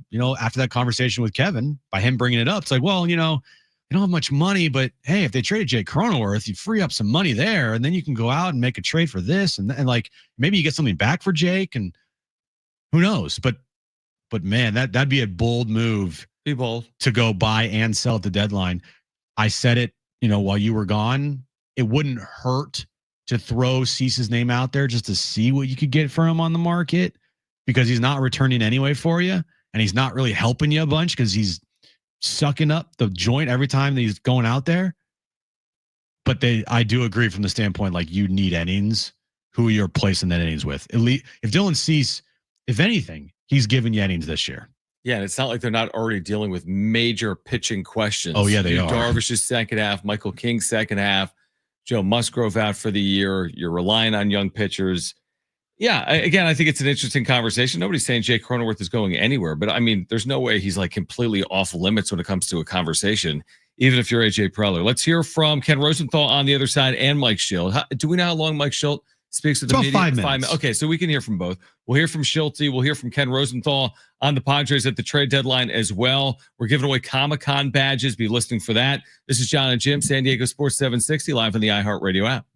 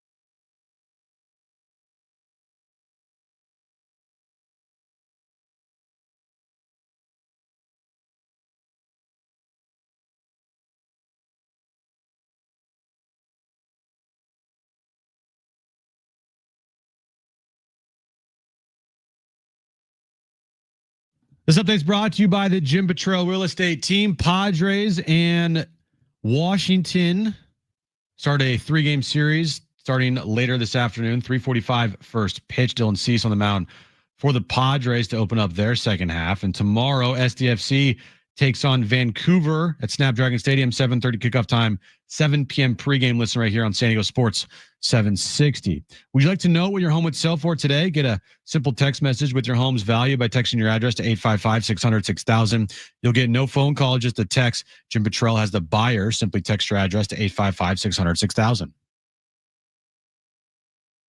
All right, Jon and Jim, let's hear from Mike Schill. We're also going to hear from Ken Rosenthal on the Padres at the deadline, but Padres are going to get their second half underway in the next 20 or so minutes, and Mike Schill has spoken with the media. Where's this start, Brent? The importance of the All-Star break to get guys rest. Okay. Yeah, it's important. I mean, listen, these guys go hard, and like you mentioned, it's the physical toll of it. They're athletes, we're used to the physicality of it, but it's every day. But also the mental, emotional, investment that takes place to do this thing and do it well. So it's good to have a little break from it, and but it's also really good to get back. Yeah, how fun was it to see 5 representatives from the Padres all getting a chance to participate? Really cool, and all well deserved, obviously. It's a good chance to watch them play, and but now it's time to get the team together. Yeah, second half. What are the expectations? You guys had the best second half in all of Major League Baseball last year, and you actually have quite a history of putting together pretty good second halves here in your managing career. Expectation is always be better. Get better as the game, series, season goes, and it's a continual improvement mindset. And we do it together and always look for ways we can improve. And it's about winning series and putting good baseball consistently together in all aspects of the game. Given the history that you've had of having strong second halves for your ball club, is there something unique you think that you do that kind of helps that happen? No, basically what I just described is a big part of it. I don't think there's any secret sauce to any of it. It's just, every day we get experience, and every day everybody in the clubhouse, myself, staff, players, we all get experiences, and ultimately how you grow is what you do with your experiences, how you learn and grow from other people's experiences, and just always continue to try to be intentional about what that looks like, and making sure people are looking at what took place and how we learn from it, how we grow from it. We do that. It's the best. You can get the most out of what you have, and that's all you can do. It seemed like there were several players that were starting to hit their stride heading into the break. Jackson Merrill was starting to get some results from his efforts. Fernando was swinging well. Xander's been swinging the bat lately as well. Your thoughts on the momentum that might be brought into the second half, especially by some of those guys? Yeah, I mean, they're good players. All these guys you mentioned, a couple All-Stars in there, and Jackson All-Star game last year. Bogey's got 5 Silver Sluggers. Toddy, just went to his 3rd All-Star game, and they're good players, and them getting their rhythm, consistently, and then going together is really important too. How different is it? I mean, there's still 66 games left to come out of the break, and it kind of goes more from marathon to sprint. The end's in sight. Is there a difference? Yeah, I think so. I still take the marathon sprint's a good analogy. It's something that I think about every day. We're sprinting every day in a marathon world, but also smart about knowing it's a big, long season and parceling things out appropriately. But yeah, you're in the you're going to look up at the end of this road trip, and you're going to be 2/3 of the way through the season, and now it's time to go. But ultimately, it's time to go every day. But it's a finite end of the season, and we're gaining on it. Someone asked you about David Morgan, right? Talks about David Morgan, how important he is. Man, what's the first thing that comes to your mind? Aggressive, trust. This guy's got good arm. There's good arms all throughout baseball. Clearly in the big leagues, but you go to a minor league game, or you get in player development, or you go see an instructional league, and you're gonna see arms everywhere, but this guy has 2 real good qualities that complement his arm, and he's got a good breaking ball, but the 2 things are, he's not gonna back down. He's going to trust what he does, and regardless of the environment, and he's going to do it in the strike zone. And that's a big difference between, the separator between getting to be a big league pitcher and staying and being consistent and contributing, and guys that have good arms that can't get those outs in the strike zone, because more or less that's where they take place. Do you have any updates on Michael King or on Musgrove? So Michael's back in San Diego, doing well in a really good spot, and is starting to play again, aggressive catch, bullpens, starting to get a calendar that he's following with his progression that is leading him back to more, facing hitter type thing. And it's going to be, a little period of time we'll announce when that'll happen, but he's in a good trajectory for that. Joe's here, had a good aggressive catch off the mound today. And I wouldn't say it's a bullpen, but let him speak to it, but also in a good spot and recovering well. And everything's trending in a good spot relative to staying on the plan and then moving the plan forward. His aggression and, his catch play has been really good overall. Mike going to stay in San Diego the whole trip? More than likely, yes. Yeah. Tatis, you're my favorite player. Sign my bets. Hey, Xander, you're my favorite player. Sign my ball. That's what your takeaway is from that. Well, you heard the kids in the background trying to get autographs from Padres players. Yep. You think that's what they were doing? Yes, that's what they were doing. I'm pretty sure too. Pretty sure. What was your takeaway from that thrilling Mike Schill pregame presser? That they need Dylan Cease to look like Dylan Cease. Simple as that. Yep. That's my takeaway. They need Dylan Cease, and that starts tonight because there's a lot of people that are questioning whether Dylan Cease can be that guy, and the questions are only going to intensify if he's not that guy tonight against this very average, below average Washington team, right? With the extra rest, starts now. He's only going to make another like 12 or 13 starts, so it's got to start now for Dylan Cease, not like a month and a half from now. Schulte had his game face on today. He was serious. He didn't even go down the path of the softball question that's always thrown up to him about his team. This one in particular about seeing 5 Padres in the All-Star game. It was a very short answer. I really need Mike Schill to break down the swing off. I needed him to talk about the swingy.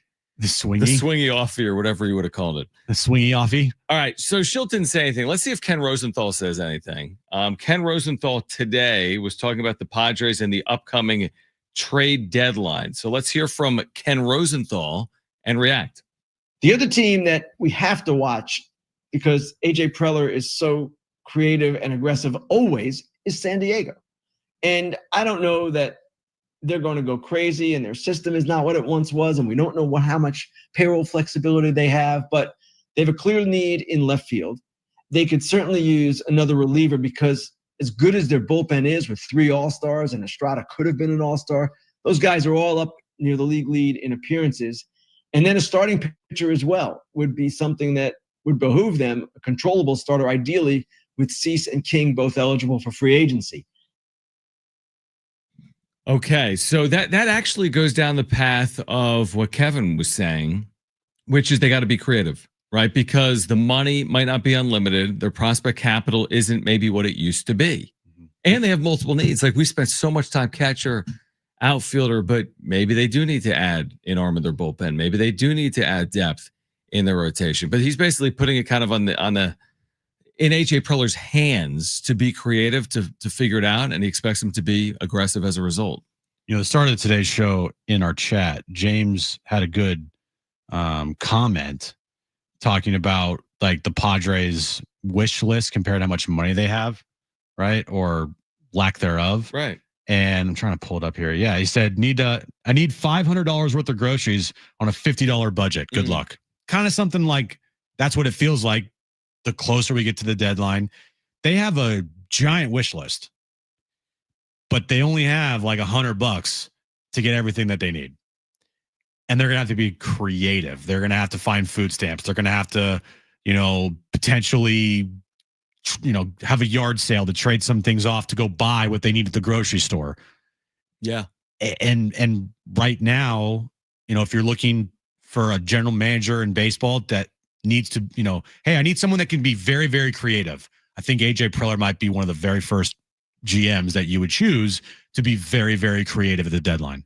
And so in that sense, you feel like he can maybe pull this off, like get what he's looking for and get, what the team needs at the deadline, but we'll have to wait and see. Yeah, I mean, he's certainly going to try. I mean, do I think that when the deadline passes, the Padres will have made the splashiest moves in the sport? Probably not. Do I think they'll make moves to upgrade their roster? Yeah, I do. To what extent remains to be seen. You can't get enamored by, that's the word of the week. You can't get enamored by what LA does. You can't get enamored by what happens around baseball. There'll be moves. There will be like an earth-shattering move or two with a starting pitcher or a bat.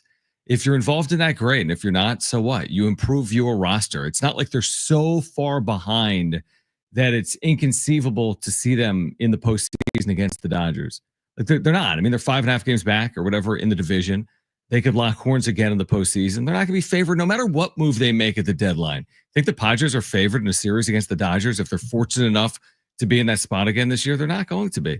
So you got to improve your team. You got to know the Dodgers have no handcuffs, right? There's certain teams that have nothing that will hold them back this deadline. That's not really my concern. My concern is what can the Padres do to get better? And that's got to be AJ Preller's concern. Yeah, when the Dodgers trade for Stephen Kwan and Emmanuel Clase from Cleveland, I pretend not to see it.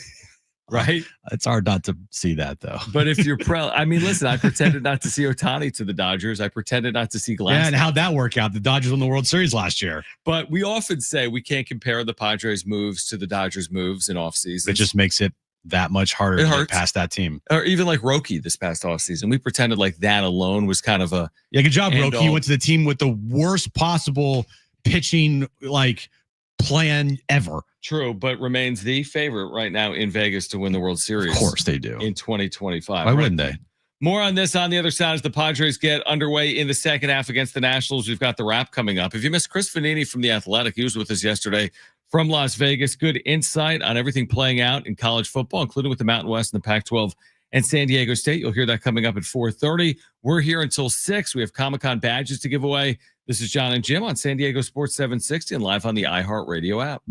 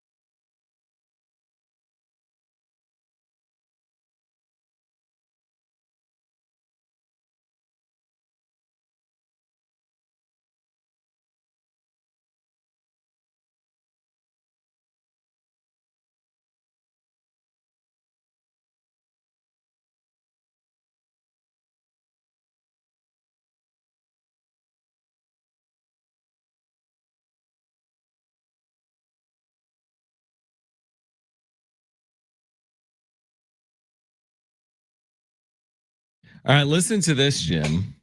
Listen to this What do for you a got? T-shirt idea. do you got? Okay. Oh, okay. I have something creative that I've been thinking about. Tell me. Okay, so you know how the Padres back end of the bullpen, like you could argue that they've been very good. Yeah. And there's four guys have really led the way. And I'm thinking maybe something like 4 horsemen for the name. Yeah. Then what do you think if we put it on a T-shirt? So the 4 horsemen. Oh, that'd be a good maybe give idea. it a City Connect combination. Maybe put them on horses and have the back of their jerseys and sell it at Breaking Tea. Wow. You like that idea? I do like that idea. Can we talk about that for 1 second? Because Schilt referenced the back end of his bullpen as the 4 horsemen last week. You were off Friday. I was, yeah. And I was away. And then we did all these shows this week. I don't know what we've talked about for the last 4 days. It's been a week. It's been a week. Schilt referenced the 4 horsemen. Now, you specifically did reference the Padres relievers as the 4 horsemen like 2 months ago. I remember because I made fun of you that night. It was you know the exact timestamp? January, February, March, April. It was May 5th. May 5th, Cinco de May, or whatever. Cinco de May. So here's my question: Are you claiming? This is what I want to know right now, live on the air. Are you claiming to have come up with the term during that wrap-up show on Cinco de May, or did you get that elsewhere, or was that your brainchild that's now being made money? I mean, is this your NIL? Are you going to sue Breaking Tea? Look, I mean, at the time when I said it, I didn't hear it anywhere else. Okay. I think there was a podcast out there that's claiming that they came up with it first, but I mean, let's be real. I've been listening to that podcast one time. I didn't even know it existed, to be honest with you. But yeah, that's always ridiculous. Like, well, we said it. I got tagged into something saying like, "Oh, didn't Jim say this first?" And then they tried some snippy remark like, "Oh, he steals everything from us." I'm like, guys, I've never listened to your podcast one time. Like, I don't even know you guys existed. I remember the night specifically, and it was off the cuff. Yeah, you weren't like, let me reference my notes from what I listened to. No, you were like the 4 horsemen. I was like, wait, what did you say? Yeah, and by the way, it's not some like out of this world nickname that I brought up. Like it's a biblical reference. It's wrestling, it's comics. Really good. Like, after you said it, the bullpen nosedived. Remember how bad they were in May? Yeah, that was their one bad month, right? Where they were like leaking everywhere. Yep. But from that point, I mean, their bullpen has been awesome. By and large, this bullpen has been awesome. It's the strength of the team. It's the strongest part of their team. It's truly their identity, because if they don't need to score a lot of runs, because you feel good with a 2-1 lead once you go to the back, of your bullpen. Because right now, opposing teams are thinking to themselves, we have to make sure that we have a lead after 5. If we're trailing after 5 here, you're in trouble. That's going to be hard for us, because then they go to Estrada, Morejon, Adam, and Suarez. Right. Yeah, exactly. So I do think that is the strength of the team. Now, I think in the second half of the year, is there going to be a point in the second half of the year where it looks like 2024 offensively? We say, wow, Merrill looks like Merrill, and Tatis has been Tatis, and they got Machado, who's been the anchor of this team all year long. Are we going to get that? It's like we talk about sometimes in basketball. I've referenced this before. We're like, man, the Warriors, for the most part, didn't have like the year where like KD and Steph and Draymond and Clay, they weren't healthy, so we couldn't get them all on the floor together. Like, are we going to see production out of this top of the lineup that carries the way like we saw the first 17 games of the season, for example? Realistically, they just need like a 2-week stretch where offensively they look like they did at the beginning of the year. That's exactly right. And then that will carry them the rest of the way. Yeah, like go 10-4. Their 14-3 start to the season has carried them to the All-Star break. Great point. Yeah, I know. It's a long time. You're right. So going 38-28 in the next 66 games of your season, the remainder of your games of this season, to get to 90 wins, they've had a 38-28 stretch this year. But that's because they went 14-3 to start their season. Mm-hmm. I don't think a 14-3 stretch is in them for this season. It's hard for any team, right? It's hard to forecast that. The only time that I would forecast that would be at the end of the year when the schedule really softens up for them. Yeah, you're right. Well, that would be the best time to do it. I mean, if you told me right now, their last 17 games look anything like that.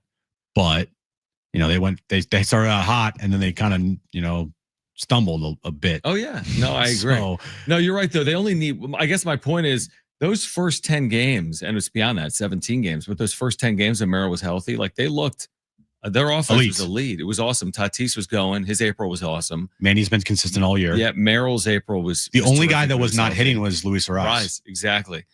I'm confident that at some point in those 66 games, this offense looks better. I just don't know how much better. I mean, it's not going to look worse. Their offense has been among the worst in the sport. Could look worse. Went through. It always can get worse, John.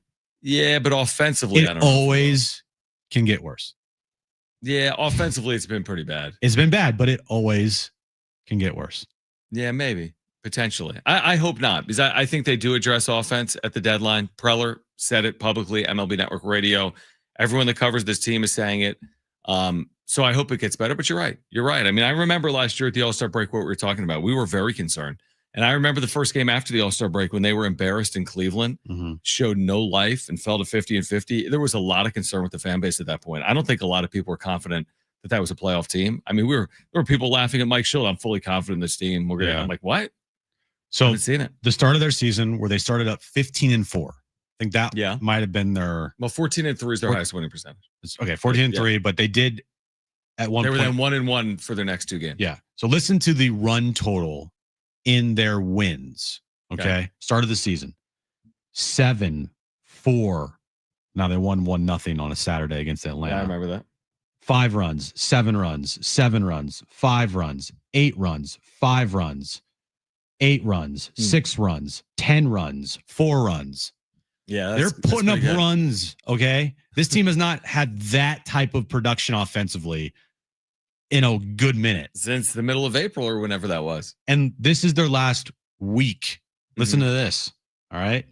In Philadelphia, they did score 6 runs to win in their first game of the doubleheader. After that, 3 runs, 4 runs, 1 run, 4 runs, 4 runs. They'd score 5 runs on Saturday. They won 5-4. But they're not putting up 7, 6, 10, 8, 5, they 4. Almost don't even need it. If they score 4, Jim, consistently in the second half, they'll go 38-28. Were you? That's the breaking point. Were you here when I broke down how many runs they would need to average for the remainder of the season to equal their run total of last year? No. Oh, you weren't? No, and I don't trust the math, but I want to hear it. It came out to be about they need to average 5.5 runs per game for the rest of the season to get to last year's run total. Yeah, they won't do that. I'm just saying, if you added it up, and I'm pretty sure I did the math right, and it makes sense, they would need to average about 5.5 runs per game. Look at it this way. I think if you average 4.5 runs per game, you'll feel good because of what we started this segment with, which is the strength of this team, which is their bullpen. Teams that score 3 runs or less lose. Teams that score 4 runs or more win. That's the breaking point. Yeah. Get to 4 consistently. They did it more in the last week. They went 6-4 over that 10-game stretch. But get to 4 runs. I think we're probably asking for too much right now to be expecting the 7 runs and the 8 runs consistently at least. They're going to score 7 runs in a game. But are they consistently going to do what they did the first 2 weeks of the year? I don't know. When's the last time they scored 7 runs in a game, John? It was this year. The last time they scored 7 runs in a game was on June 15th. They won 8-2 over Arizona. So over a month ago. That was the last time. Are you sure? Yep. They've had a couple of games where they scored 6 runs. Right. But haven't scored 7 or more in a month. Have not scored 7 or more in a month. Maybe tonight's the night. Oh, tonight is definitely the night. All right. On the other side, we're going to get to the wrap. We're giving away Comic-Con badges here today. We'll announce that grand prize winner coming up at 5:30. Chris Vanini from The Athletic. You'll hear that conversation at 4:30. If you missed our Padres Insider, Kevin Acey will have that for you at 5 p.m. We are here until 6 today. Stay with us, Jon and Jim, San Diego Sports 760 and live on the iHeartRadio app.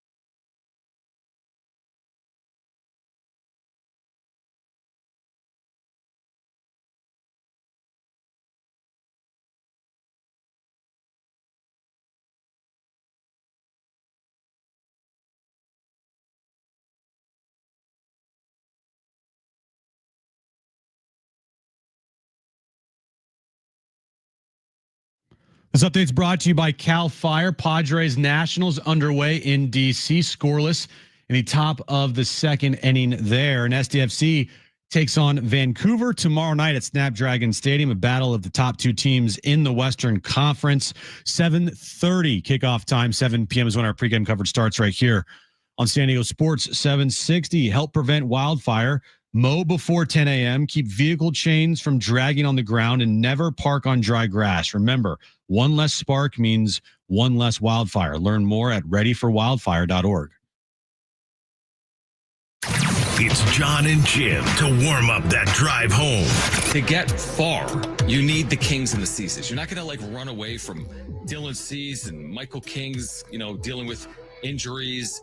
You're not going to go anywhere if you don't have effectiveness or health out of those players. We said that last year, and Dylan Cease stunk it up in the postseason, and look what happened. They got bounced in the division round. Now again. Now, time for Jon and Jim.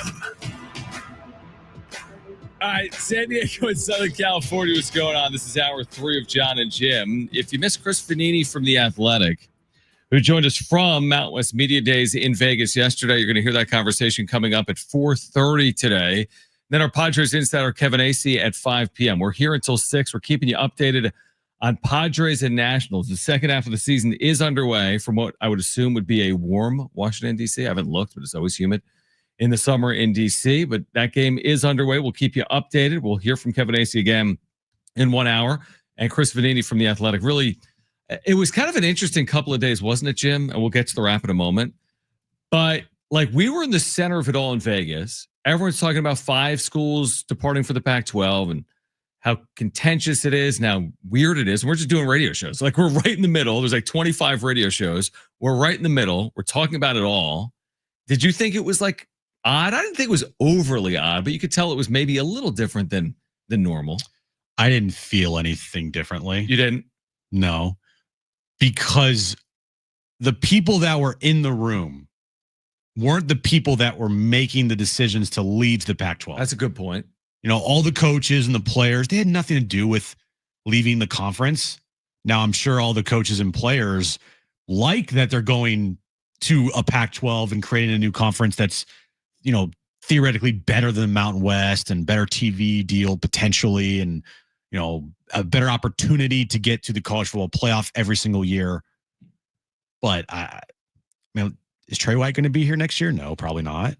Right. You're saying the way college athletics work. You're right. I mean, seniors move on, or the transfer portal, or the draft, or there's so much that you're right. So much changes. It doesn't really impact. You're right. It doesn't really impact the teams as much. It's more like fan bases, right? It doesn't. You're right. It's a good point. But if you miss athletic directors, presidents, fan bases that care about that stuff. But it's the coaches, they didn't. No, they didn't make. They were like, "Hey, Gloria, by the way, we want to be out next year." It wasn't their call. Right, exactly. All right, Chris Vanini from The Athletic, if you missed it, coming up at 4:30. But right now, let's get to this. It's time for the wrap. Presented by Sombrero Mexican Food. Check out their website at sombreromex.com. How many majors will Scotty Scheffler win in his career? Yeah. Yeah. How many majors will Scotty Scheffler win this career? How many does he have right now? 3? I think he has 3, but he could have 4 in 2 days. He's leading the Open Championship right now, 10 under par. Matt Fitzpatrick's 9 under par. I'm going to go with between 7 and 10. Yes, 3. I'm going to go between 7 and 10. I'll say he wins. Say he wins 8. Take the over on 8. Okay. Take the over on 8. So he has 29. 5 more in about 10 years or so. Right. That's exactly what I'm saying. That's 1 every 2 years. That's exactly right. Okay. So I do think that's realistic. I mean, you've been seeing this guy's tune for a long time. He's played unbelievable golf since 2022. He's the best golfer in the world. I'm not going to say he's Tiger-like on the, as far as the fear that Tiger put into players when they look on the leaderboard and they go, "Oh, Tiger's making a run today." This guy's always at the top. But he's always there. It's just hard for him to play bad golf because his game is just so solid. Right. So how are you 10 under? He can't play bad golf. He just physically can't because he is just that solid of a golfer. He's going to shoot 20 under at the Open Championship and win by 6 strokes. I mean, I don't know if he will, but like he's already 10 under. It's unbelievable. Yeah, I'm with you. I think that 8 neighborhood is very realistic for a guy that's 29 and might be heading towards his 4th major. Next question. Do you like the WNBA using a 4-point shot in their All-Star game? Sure. If the baseball is going to use a swing off, an All-Star game can use a 4-point shot. What about live substitutions? That's Did you hear this, interesting. Brent? Live like hockey? Game substitutions. I don't know what it means either, but I'm envisioning more of like a line change during game action. Like, could someone just come off the bench like randomly? I can't deal with that. Wouldn't you then be cherry picking right down to the like, let me just walk onto the floor at the basket and lay it in? Live game substitutions? I don't know. Again, it's an All-Star game. I'm with you. You can have fun with it. We're not going to see Caitlin Clark. I'm fine with a 4-point shot. Yeah, I've come to the conclusion now that anytime there's an All-Star game, turn it into Savannah Banana. Like, just make it gimmicky, 4-point plays, Globetrotter, golden at bat, swing off, like do it all. I'm with you. I'm not going to fight it. Next question. Will Aaron Judge break Barry Bonds' record for most career home runs? All right, you're going to have to do math for me because I can't do math. He needs to hit 400. 400. I don't see how he could do it. There was an article in The Athletic today about it. You need to have 763 would be he's breaking the record. 413. He's only hit 350, but nobody's ever done it in fewer games. Right, he's 33 years old. That's the problem. I know how he could do it. We all know how he could do it. Well, 363. Wink, wink. If he played another 10 years, I know that's aggressive. But if he played 10 years, it's only 36 a year. So he has to play to 43? Yeah, but that's 36 a year. He's going to hit 70 1 or 2 times or 60 1 or 2 times. So let's say, how many years would he have to hit 45 is the question. How many more years at 45? You're asking the wrong person, dude. He would need about 8 years of a 45 pace. So, yeah, that's what he would need. Computer's not working, but I'm trying to look. From Bonds' age 33 season. Yeah, how many did he hit? Till his final year in 2007. Yeah. He hit 388 home runs. Wow. He had a 71 WAR. So that's actually more than what Judge needs. Yeah. Judge needs 363. Bonds from 98 to 90 or 2007. He's age 33 to 42 year. He averaged a 314 average with a 1,193 OPS and a 209 OPS plus. Yeah, I love looking at Bonds' numbers. They're so stupid. Yeah, they're just ridiculous. I mean, he averaged 162 game average. He averaged a 9 WAR with 50 homers, a 314 batting average, a 496 on base. And the funny thing is 97 slug. The funny thing is Judge right now in his prime at his best is doing ridiculous things. I'm not saying to that level. Of course, the game has changed a lot since then as well. But what Aaron Judge is doing right now, I'm not saying it's Barry Bonds, but you could at least make an argument for a guy that's going to hit 700 home runs. It's not impossible to envision him playing another 8 or 9 years and hitting 700 home runs. Look, for the last 5 seasons, from 2021 to 2025, he's put up Bonds-like numbers. That's what I'm saying. He's going to win another MVP. So it's 3 MVPs. He has a season with 62 home runs. He has 58 home runs last year. He could easily get 50 home runs this year. Yep. He's putting up Bonds numbers. I mean, he leads the league in WAR already with a 7 WAR. He's had 2 seasons over a 10 WAR. Yeah. Again, I think it's a funny conversation. It's like, how could you hit another 363 home runs? But then again, he's the fastest in baseball history to 350. Yeah. He's just old, though. Like, if he would have broke in as a 20-year-old, he didn't break it. When did he make his major league debut? How old was he? 24, but he didn't break on the scene until 25. Yeah, that's the thing. He wasn't a 21-year-old. He had 95 at-bats, 84 at-bats in 2016.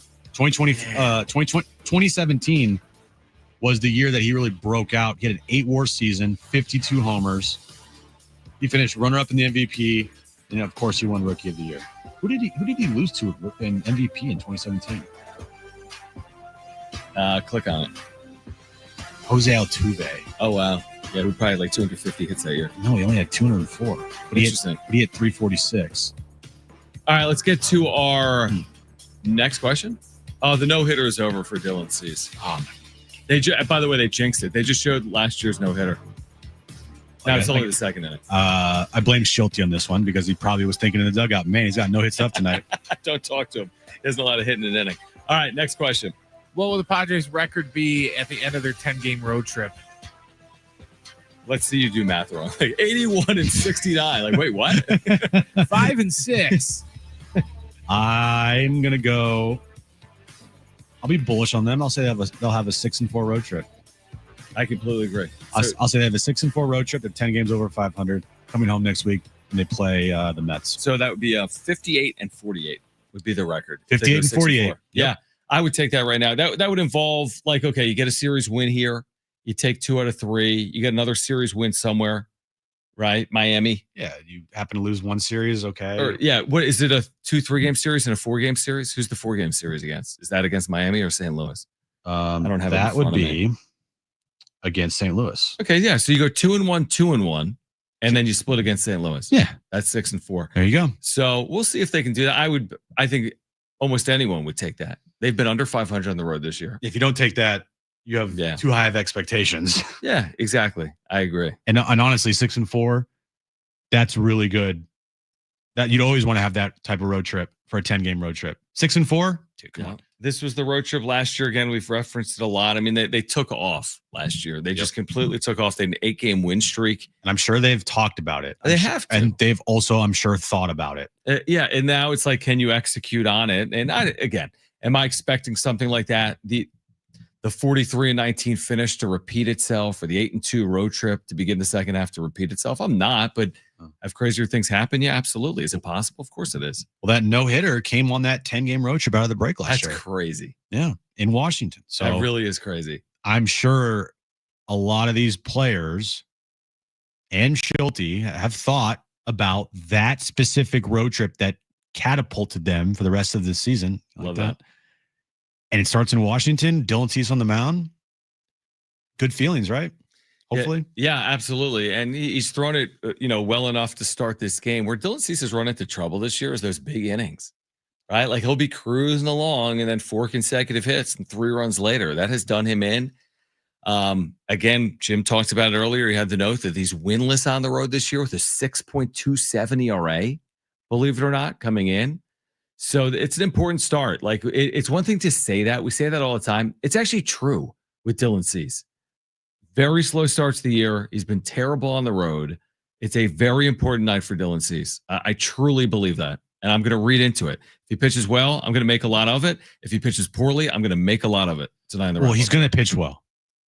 Because you tweeted about him earlier. 100%. Okay, what'd you say? I said he was 0-6 with a 6 whatever on the road this season. Pitch better.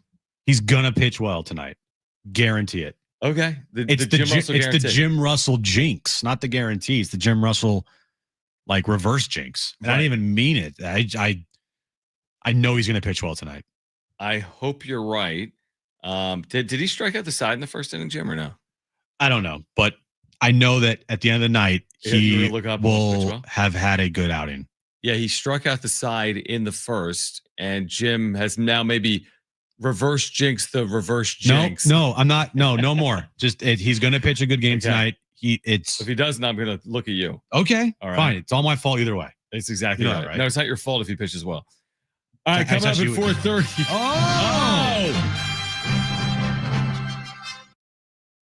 Oh.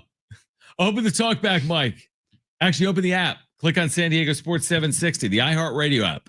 Search for San Diego Sports 760. Put us in your presets. Click on the talkback mic and tell us your favorite superhero. You have 5 minutes to do that, and you're eligible to win 2 badges, single-day badges to Comic-Con next week. Open the app. Search for 760. Click on the talkback mic. Tell us your favorite superhero. Put us in your presets. San Diego Sports 760. Final day, by the way. Final day. You have 5 minutes. These are final passes of the week for Comic-Con. Chris Fanini, The Athletic, at 4:30 with college football month out. Kevin Acee, our Padres Insider, at 5 p.m. Jon and Jim.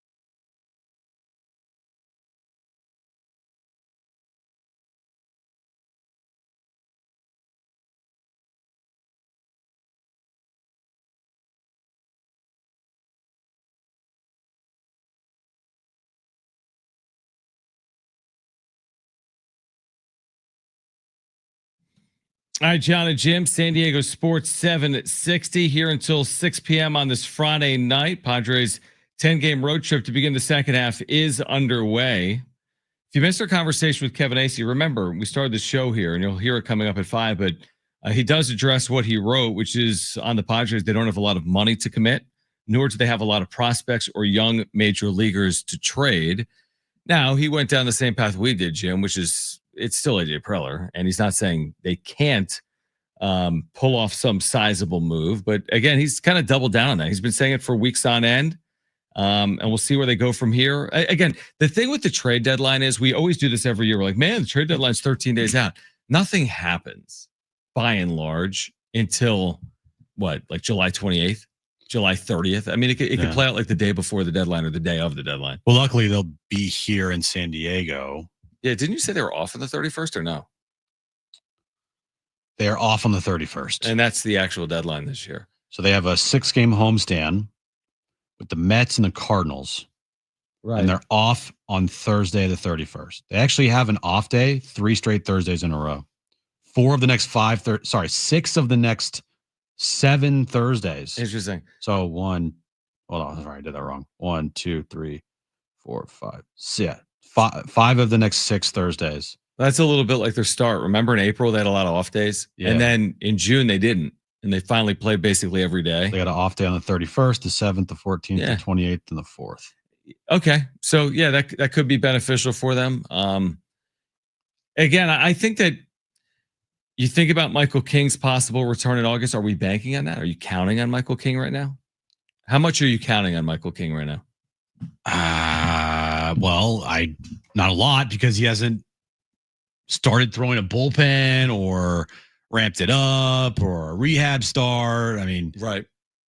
You kind of have to wait to see with him. So I know he has claimed and he has said he will 100% pitch again this season. Yep. I believe that he will.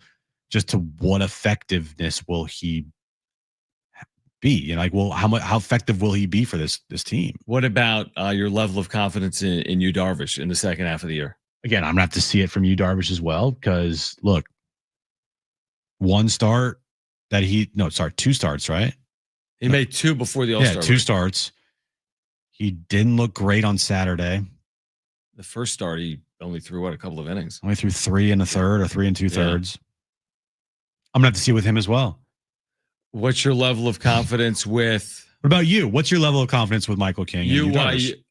Well, the reason I asked that is because we've spent so much time talking about the offense that you're like, what about do they need to add starting pitching depth? Ken Rosenthal mentioned that today when we played it. But have they lost games recently because of their starting pitching and bullpen? That was the question. And the answer is no. Yeah, but is their goal to not that's fair, but how are you going to win in the postseason? By scoring more runs than the other team? But they're going to need pitching also to do that, right? Where the Padres have run into trouble each of the last 3 postseason exits.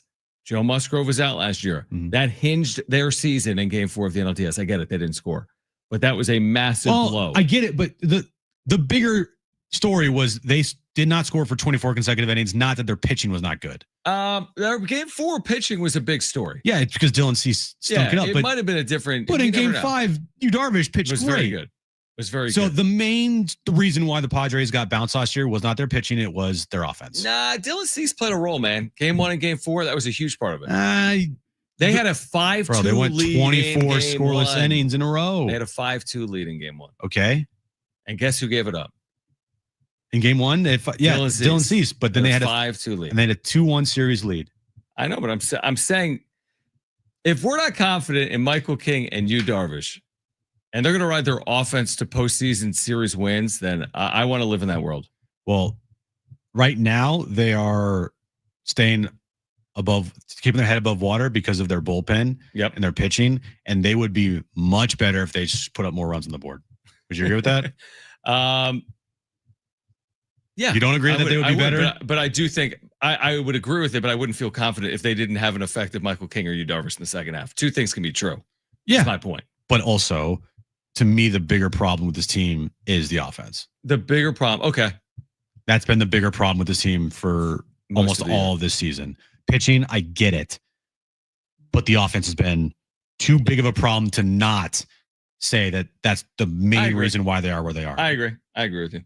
All right, Chris Vanini from The Athletic. He's going to join us coming up in just a handful of minutes. He was live with us actually from Pac-12 Media Days. Soon. From Mountain West Media Days. Next year will be a Pac-12 Media Days. But an interesting conversation just about where these two leagues are and where they are heading. So you're going to hear from Chris Vanini of The Athletic on the other side. In addition, if you missed Kevin Acee, our Padres insider, you'll hear our conversation at 5 p.m. We do address what he wrote today, which is about the deadline. He said they don't have a lot of money, nor do they have a lot of prospects or young major leaguers to trade. So we'll get into that with Kevin coming up at 5 p.m. Again, be listening for the Superman theme song. When you hear it, open the app, search for San Diego Sports 760, click on the talkback mic.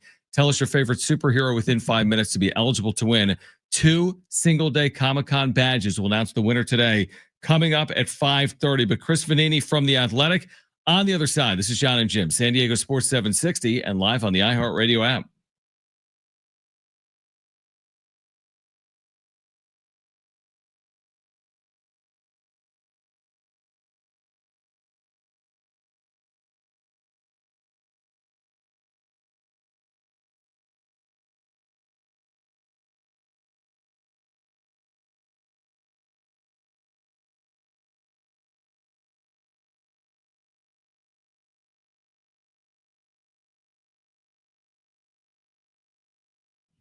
All right, guys, it is Jon and Jim for our friends at the all-new Jamul Casino Resort, the Players Place. Get there. Coming up Monday night, every Monday in July, in fact, you've got a chance to win big.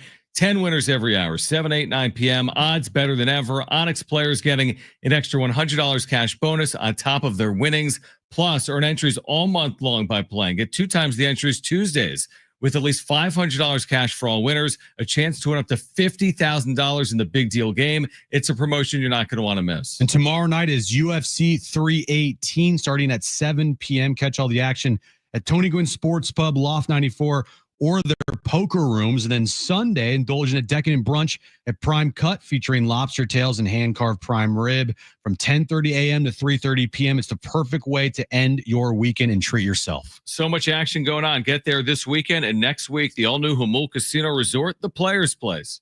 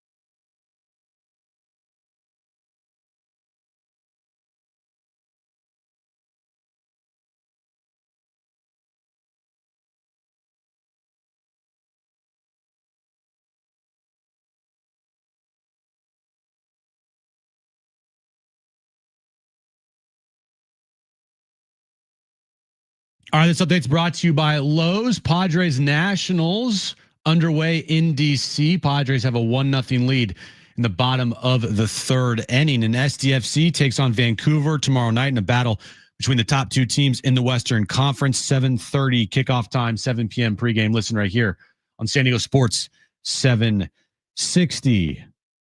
Member Week is here at Lowe's. Get up to 40% off faucets, vanities, and more. Join My Lowe's Pro Rewards for free today and get ready to save more.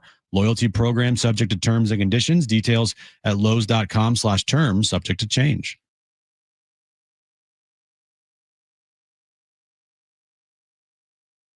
All right, Jon and Jim, San Diego Sports 760. If you missed Kevin Acey, you'll hear our conversation coming up at 5 p.m. We had Chris Vanini from The Athletic with us yesterday from Mountain West Football Media Days in Las Vegas. Great resource for college football fans. He wrote today in The Athletic a really interesting piece about the dynamic playing out right now between the Mountain West and the Pac-12. We started our conversation about that. Is it awkward? Is it contentious with 5 teams from the Mountain West, including San Diego State, heading for the Pac-12?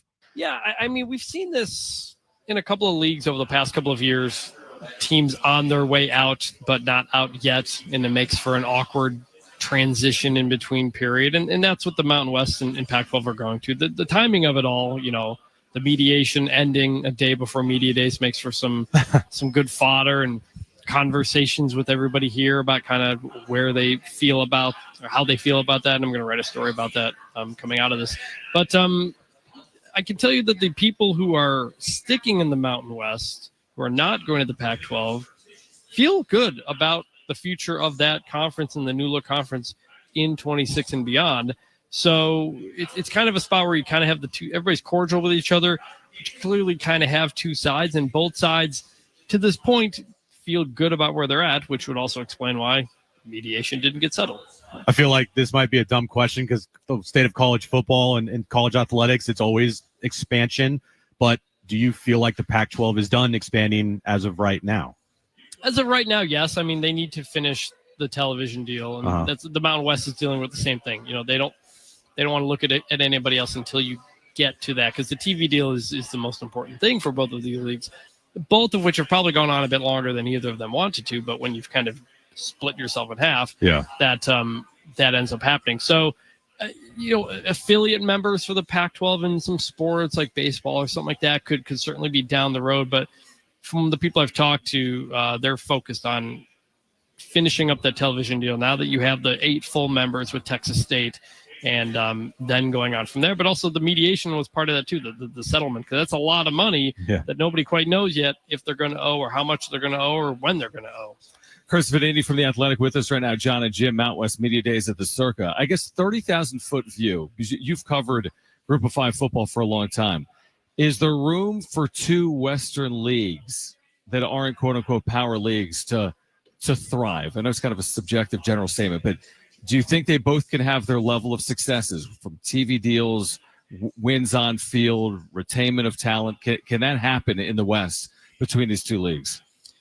Yes, but I think everybody's waiting to see what happens in 5 years anyway. So if you were to tell me, will the Pac-12 and Mountain West both be around together 10 years from now? I have no idea. I don't think they have no idea. Everybody's kind of trying to prepare themselves for the next round of whatever it's going to be, which is in 4 or 5 years, 6 years, when the Big Ten deal comes up, when the SEC deal comes up, Big 12 as well.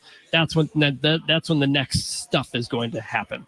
But I've written, and Pac-12 people didn't like it, but I wrote last year that I thought they should have just merged. Like, I think a lot of people on the outside who aren't totally paying close attention to the Mountain West and Pac-12 battles are saying, why didn't they just add them all? You wouldn't have had this court stuff. You'd have one singular focused West Coast league. But the Pac-12 people still, the schools on their way out, still feel that they made the right call, still feel like they're going to be with more like-minded institutions investing at a higher level. It's just probably going to be a smaller conference than anybody wanted. And when you only have 8-9 members, it kind of puts you in a little bit of a tough spot for scheduling, for all kinds of things. But now that the Mountain West is backfilled and everything, it doesn't seem like any sort of merger is possible. And I don't think the Pac-12 people want to do it anyway. What do you think? I mean, you talked about your thoughts on the Pac-12, but expanding on the power of that conference with the teams that are in it now. What do you make of all the schools that are in it, going forward next year? Going to be a very good football conference. Going to be a very good basketball conference. Maybe the best non-power basketball conference. Will be right there competing for the playoff spot for the group of 5 moving forward. Whatever the playoff looks like, we're not exactly sure. But I don't think the American will be going away either. I think they have plenty of good programs that will be right there in that mix. So I think most years you'll probably have the Pac and the American, most likely one of those two, determining the playoff spot. Just like now, it's currently the American and the Mountain West. Yeah. For most years, right. are the ones kind of battling for that one spot. So I would imagine it'll be pretty similar. Chris Vanini, The Athletic, with us right now on Jon and Jim, San Diego Sports 760. You reported yesterday that CBS will be involved in the next Mountain West TV deal. We know that the Pac-12 has announced formally that CBS will be involved in their upcoming TV deal. Do you have any thoughts on how it will all be put together? Should we expect more midweek football games when it comes to the Mountain West, or how creative can they get? Because it seems like there's only so many TV slots when it comes to a Saturday afternoon. Yeah, and that's yet to be seen, at least from what I've heard so far. Neither TV deal is done, so we don't know what the remaining partners will be. There's a chance there's a lot more overlap in the remaining partners too.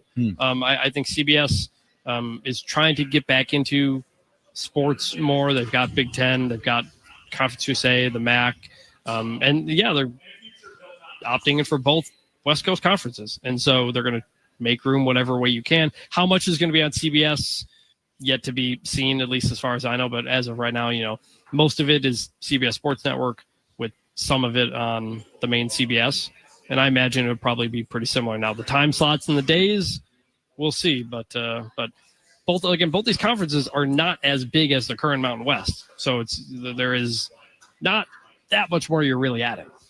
On the field, Sean Lewis, year 2, expectations are coming off a 3-9 season for him. I was just talking to him earlier. I'm sure you guys did too, but I know he feels a lot better just kind of about the basic foundation. Yeah. I know, they had 8-9 offensive linemen last year. Like you can't do anything with that. Now they're up to much better numbers. Feels good about the quarterback situation.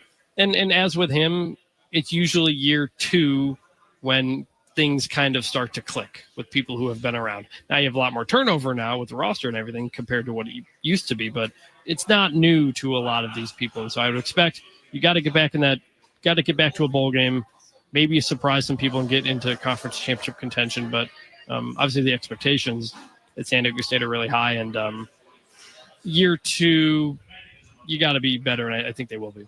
I've asked you before. We've asked you before, and you've been asked about San Diego State kind of in the ecosystem. You've heard people refer to SDSU as like a sleeping giant when it comes to football before, their proximity being in Southern California.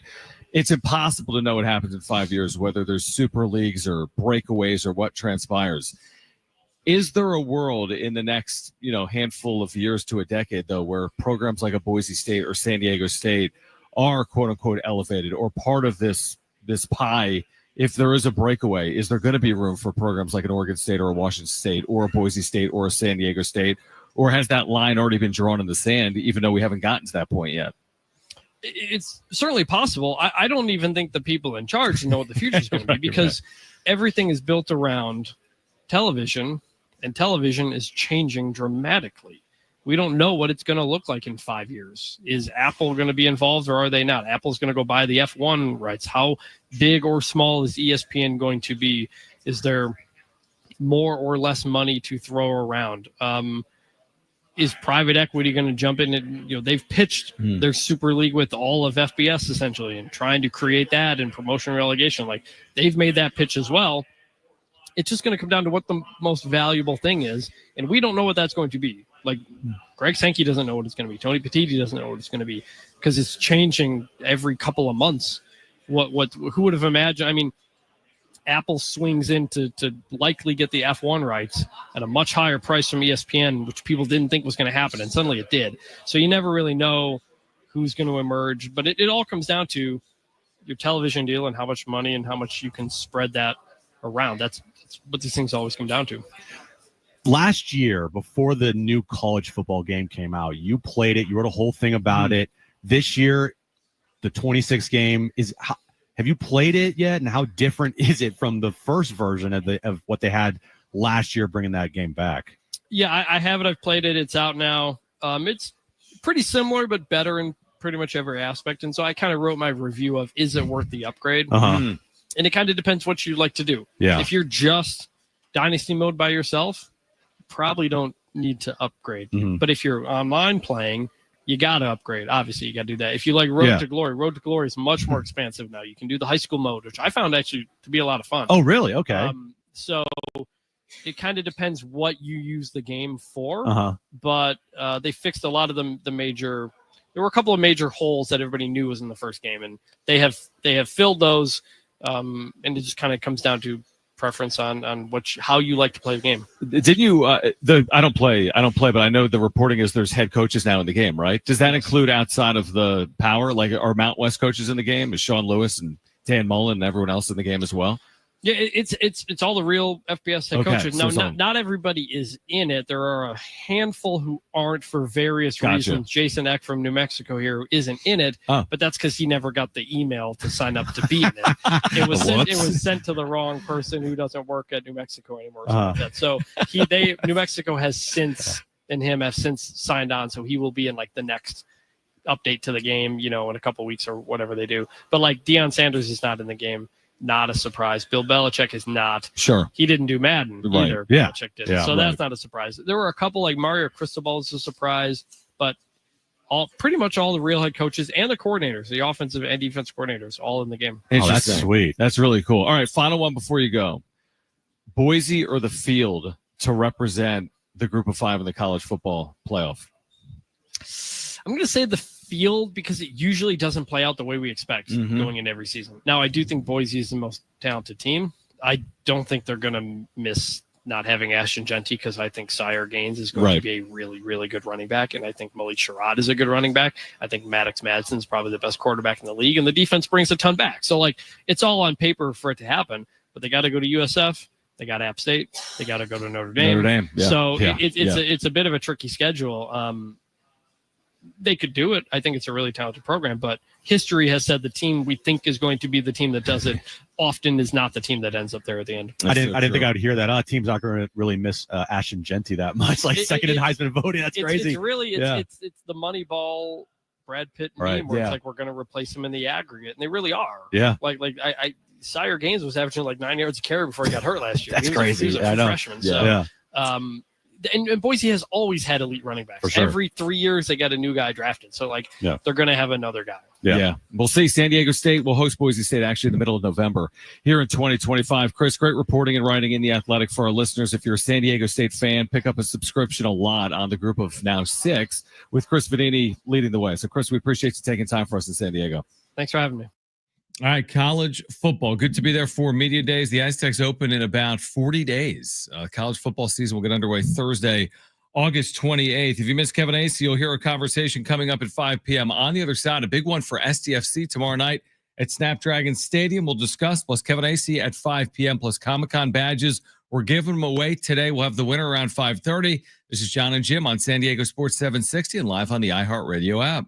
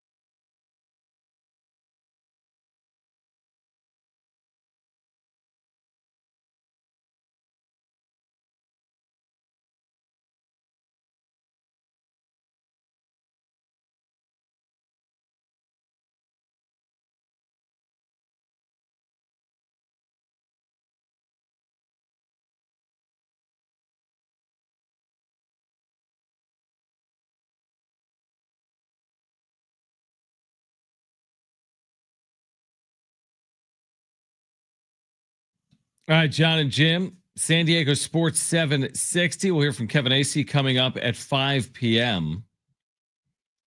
Did you see the report yesterday? No, seriously, let's talk about it. So there was a report yesterday about we talked about this weeks ago, by the way. I don't know if you were you away for that? This has actually been reported for weeks, but there was a report that got us closer to this point, more of a confirmation that a NASCAR street race could be coming to San Diego for 2026. Yeah, Kelly Crandall reported on this story. She's the first person to break the news that it's headed to San Diego in 2026. It was even reported like a month ago. Right, it's not new information. I can find it, But the person to officially break this story was Kelly Crandall. Right. Yesterday morning at 5:57 a.m. Okay. And she covers NASCAR for ESPN. What do you make of NASCAR coming to San Diego in 2026, according to Kelly Crandall here of ESPN? Okay, a couple of things. There's no race currently in Southern California NASCAR. Mm-hmm. I do like the idea of a street race more than just going around an oval track. There is no oval track, by the way, in San Diego. So I like it. I mean, to be completely honest, I mean, I'm not a NASCAR fan. I'm not an F1 fan either. But when I think street race, I think F1 before NASCAR. But if you use the backdrop as the city of San Diego, I think that'll be visually appealing, especially if you're using parts of Coronado for that. So, I mean, I think it'll be popular. I promise you that. I mean, we're in a population based in Southern California with tens of millions of people. So I think it'll be a popular event. I think it's reported for Father's Day weekend in 2026. So, I mean, I'm intrigued. And I think sporting events, listen, San Diego needs marquee sporting events, right? They had a U.S. Open, probably not getting one for another 20 years. Like, there's not a ton of marquee sporting events in San Diego. So I say the more the merrier when it comes to something like this. Yeah, I'm sure there's a fan base out there for this. Yeah. Me personally, it doesn't do anything for me. It doesn't do anything for me. Sorry. So you're not feeling it? Nah, it's not something I'm like, can't wait till NASCAR comes to San Diego. Yeah, I don't know. What do you think, Brent? My thing is, I want to know what the route is, because I want to know how much of the city is going to get shut down and for how long. Yeah, that's a good point. Because look at how much people throw a fit when Rock and Roll Marathon shuts down the city for like, a morning and part of the afternoon. This will be like that on steroids. Yeah. So it depends on what the route is. If it's going to be a route that, won't have any impact on like my daily activities or anything like that, I'm all for it. But if it's one of those things where it's like, oh, now I'm going to be kind of stuck in my house for the next 12 hours until they clear the race route away and stuff like that. So for me, it depends on what the route of the race is. Again, I mean, I'm not going to, I don't see anything that would be wrong with it other than, to Brent's point, the logistics. I do buy that. But to watch a race on national TV on a nice day in San Diego with the visuals of Coronado or downtown or any of these towns that surround San Diego, it's so visually appealing. I think there's something to like, probably, if you're NASCAR. I mean, you're not running a race in Southern California, second largest population base in the country. It would make sense to me to run a race in Southern California. And they just announced, NASCAR, that they will not be returning to Chicago in 2026, but will explore possibilities for 2027. Okay. So, and Chicago was a street race. It wasn't a Chicago Oval. So, I mean, again, am I going to be like first in line to get tickets? I might not be. I might not be first in line to get tickets for it, but to each their own. I'm not the first guy to get Survivor Series tickets, but there's a huge audience for that. Yeah, I like Pokemon cards. You don't. I don't. To each their own. Exactly. And Pokemon cards are massive, but to you have no clue about that because you don't, look at that. I would have gotten that trainer card and been like, I just got $100 million card. Right. I would have been running around the casino. But for me, NASCAR doesn't do it. Right. Sorry. I've never been a NASCAR guy. So when I was, I think 19 years old, those like temp jobs. Yeah, of course. So I got a temp job like as an hourly job, temporary hourly job. Yeah. So I applied for a temp job for a catering service. Mm-hmm. And up in Sonoma County, they have the Sonoma County racetrack. Right. And NASCAR has an event there. Right. And so I helped cater, or as a part of a catering event for a NASCAR race. It might have been. Either it was NASCAR or I think it was NASCAR. It certainly wasn't F1 or No. a different series. You're Yeah, saying yeah, maybe, it was NASCAR, and it was, to me, it was boring. It was loud. It's definitely loud. It's not something for me. I've also been to an event at a NASCAR race in Las Vegas. Yeah. Well, it's just blah. Yeah. But again, it teach their own. And for me, it does nothing for me. I don't find any of the appeal to it at all. I don't understand why, San Diego's like this hotbed for a NASCAR event, but I understand that the scenery and the views would be great for television. But I think there's no race in Southern California, and there used to be. I don't know what's going on with the California Speedway, right? There's a speedway that's being renovated, so in the meantime, they want to get back to California. And by the way, the F1 event in Vegas was a complete flop. I mean, they got a 10-year deal. Did you see the amount of people that were there for the F1 race? Not a lot. They had the these. First year I was there, it was the most packed thing I've ever seen in my life. Because they cut off how many streets in Vegas? Well, a million. The people in Vegas absolutely hate it. Yeah, but that's right. I don't know about. I mean, I think there were a zillion people there. I mean, I was there, so there were a zillion people there for the first I saw year. that the prices for tickets for like the stands were nuts, and nobody it was bare. Like there was not a lot of people there. No, I don't know. Maybe that was this past year. For the expensive suite sections. Maybe this past year. 619 says, what if the race was in Coronado, which is being discussed? Another 619 says, I'm a huge NASCAR guy, super psyched. Jim, I'll show you the way, bro. Come on, these races are a blast. Okay, and that's great. Yeah. I'm not, dogging you at all for loving NASCAR. That's awesome. I teach their own. To me, I just don't see the appeal. Yeah, I'd like to see it, I guess. But I'm with you. Like if it impacted my neighborhood, if they shut down my streets for weeks on end, that would be a problem. But as like an outside observer, if I could just show up for the race or watch it on TV, and if it looked cool, yeah, I'd throw it on to see what it looks like. Am I going to watch the entire 500-mile race? Probably not. No. I probably won't. All right, we're going to hear from Kevin AC on the other side. Joined us earlier from DC, getting into the Padres in the second half to kick off our final hour. Of the winner of those Comic-Con badges coming up at 5:30 as well. Hour 4 of Jon and Jim on San Diego Sports 760 and live on the iHeartRadio app is next.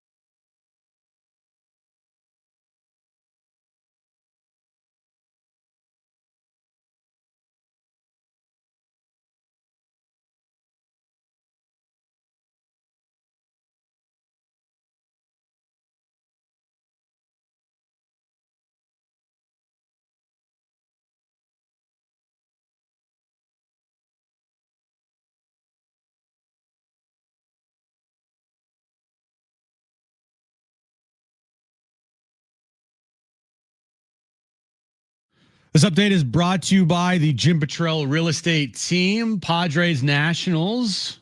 Update on that game. Bottom of the 5th inning. Padres still hold a 1-0 lead there. And SDFC, they take on Vancouver tomorrow night at Snapdragon Stadium. 7:30 kickoff time. 7 p.m. is when our pregame coverage starts right here on San Diego Sports 760. Would you like to know what your home would sell for today? Get a simple text message with your home's value by texting your address to 855-600-6000.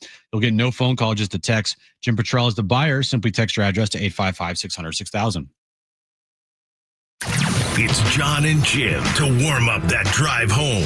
To get far, you need the Kings and the Ceases. You're not going to like run away from Dylan Cease and Michael King's, dealing with injuries. You're not going to go anywhere if you don't have effectiveness or health out of those players. We said that last year, and Dylan Cease stunk it up in the postseason, and look what happened. They got bounced in the division round. Now, time for Jon and Jim. All right, San Diego and Southern California, what's going on? Final hour of Jon and Jim. Stay with us for those Comic-Con badges. We're going to give away 2 single-day badges coming up at 5:30, so be listening for that. Now, Padres are playing right now. We had Kevin Acer, our Padres insider, with us earlier in the day to talk about the start of the second half, the upcoming trade deadline. But we started the conversation talking about Kevin's lengthy 2-week road trip, all-star break, followed by this 10-game road trip. How do you pack for something like that? Yeah, you do a carry-on, Okay. and I will, because there are 12 games I will have to attend. I brought 10 shirts, 3 pairs of pants. The pants will last. You have to launder the 2 of the shirts because you got to repeat.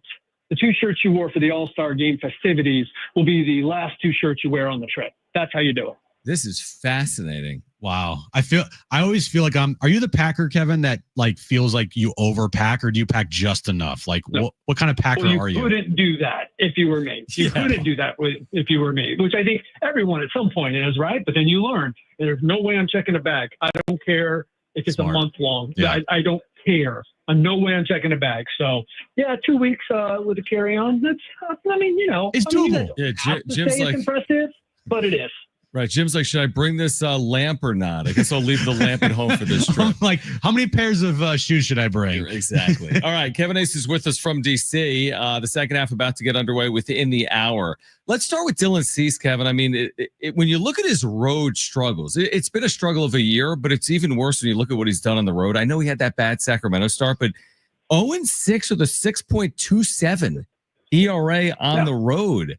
I've asked you about it before, but I mean, I guess it's as simple as this, right? He's just got to be, he doesn't have to be better in the second half. He's got to look like the Dylan Cease we saw last year in the second half, doesn't he? Yeah, like not better than he should be, right? Like he needs to be better, but not better than he should be, or better than he has been. Absolutely, man. I like to downplay those stats, but that obviously is a pretty big one. When you're up above a 6, and obviously the disparity was even worse before the last start at home, right? Yep. So like there is, I don't know if there's something to it. Like it seems there is, but like he really hasn't been great anyway. And Petco is a nice place to pitch, no matter what they say, like about it becoming more fair. It's a nice place to pitch, fly balls that die and all that. So look, the bottom line, as you guys, as all of us, have spent way too much time talking about, though it's the appropriate amount of time, but way too much time in that, what are we doing? Talking about Dylan Cease sucking. That's not good, man. Like who's he going against tonight? Soraka? Yep. Like, we got a 5.35, I think. And you look at that, and not all of us follow the Washington Nationals, and we don't know. We're like, oh, hey, let's look it up. Okay. And you're like, man, that's not very good. But what do you think people that don't follow baseball are doing very much and look, and they say this Dylan Cease character, 4.88. It's like, no, that's Dylan Cease, who's like borderline Cy Young 2 of the last 3 years, who has a 4.88. It's like he's some journeyman right now. Yeah, he finished 4th last year in Cy Young voting in the National League. What do you make of Elias Diaz catching him tonight instead of Martin Maldonado? Anything to that that you see? I honestly hadn't even caught it by the time I talked to Mike Schilt. I don't know what that. I mean, I was kicking myself because it's interesting because Martin Maldonado is still here. Right. Now, I from my understanding, of how this is shaping out, because I think we've all understood that Mike Shildt is a big Martin Maldonado guy, and that's why Martin Maldonado's here. But like that Martin Maldonado, we all can look at and go, well, what good is he doing if Dylan Cease, Dylan Cease is personal catcher, and Dylan Cease has a 4.88 ERA.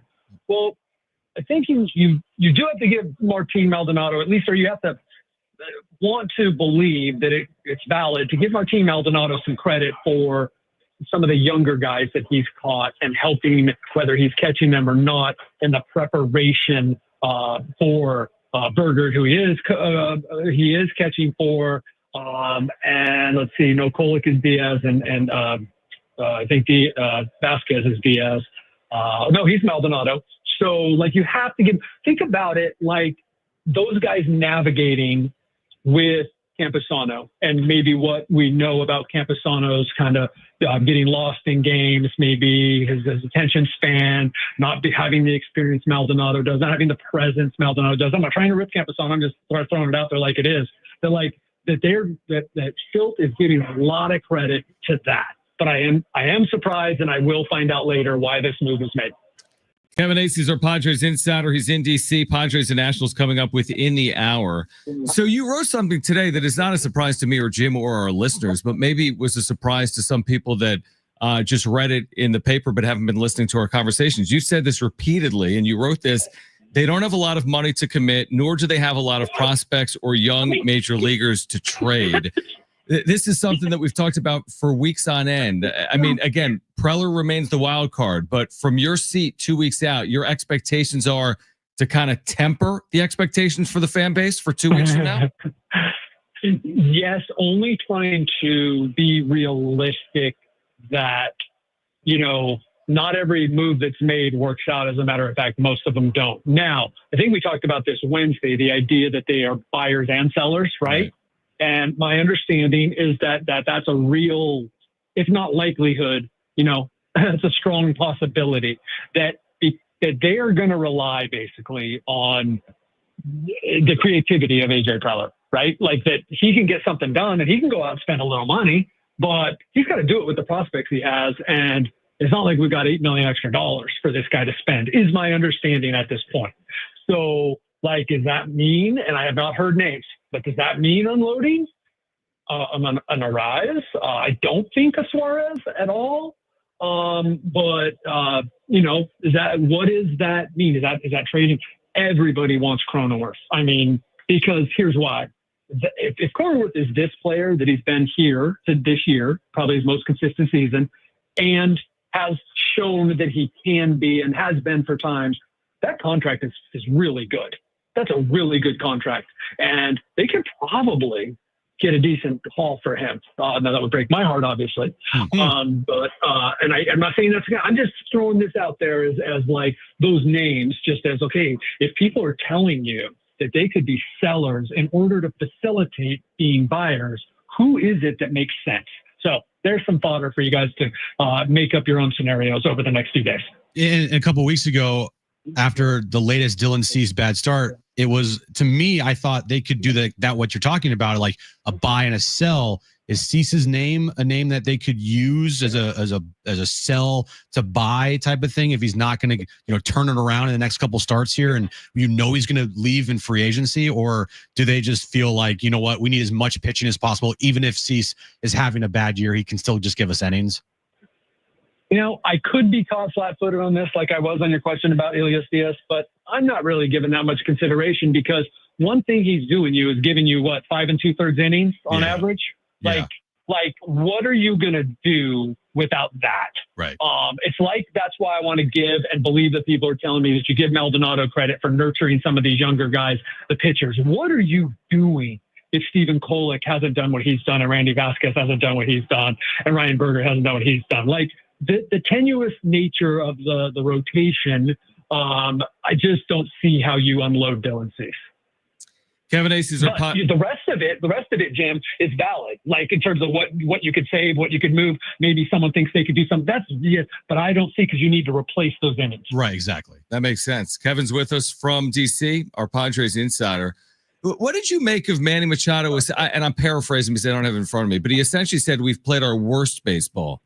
and we're 52-44, and our best baseball is in front of us. I mean, it's easy to say that, but are there indicators to believe that what played out last year, for example, in the second half, where they just took off like wildfire? I mean, isn't it too easy to just say, well, they did it last year, so they're going to do it again? You have to squint pretty hard. I thought it was going to be a little more obvious. I really did, based on the fact that they went 6-4 on this homestand, which I thought was really good. Based on the fact they hit a few more home runs, at least for them, right? Yep. And then I went and tried to break down the stats every which way to be able to statistically back up. Hey, it looks like they're hot going into the. No. No. So you got to squint really hard to say, hey, look, there's some signs. But again, winning record in July, took 2 or 3 from the Phillies, faced probably their best pitching during this homestand that they have in a while. And actually, I shouldn't say the best pitching, but they did as well as they have against good pitching in a while. So these are things that I do think that there were better at bats. And I do think they played better offensively, but I got nothing for you. And I was almost late to dinner. That's how dedicated I am. I was late to dinner yesterday, searching and searching for some sort of statistical evidence that this team's just about to take off, and it's not there. And, it was there last year at this time. Sorry, I was late. I was looking up numbers on the Padres batting average with one out and runners in scoring position and runners on third base for this team the last week. My bad. So 66 games remaining, Kevin. To get to 90 wins, they would need to go 38-28. Do you feel like that's feasible? What's in your mind a number that they need to get to feel comfortable to make the postseason?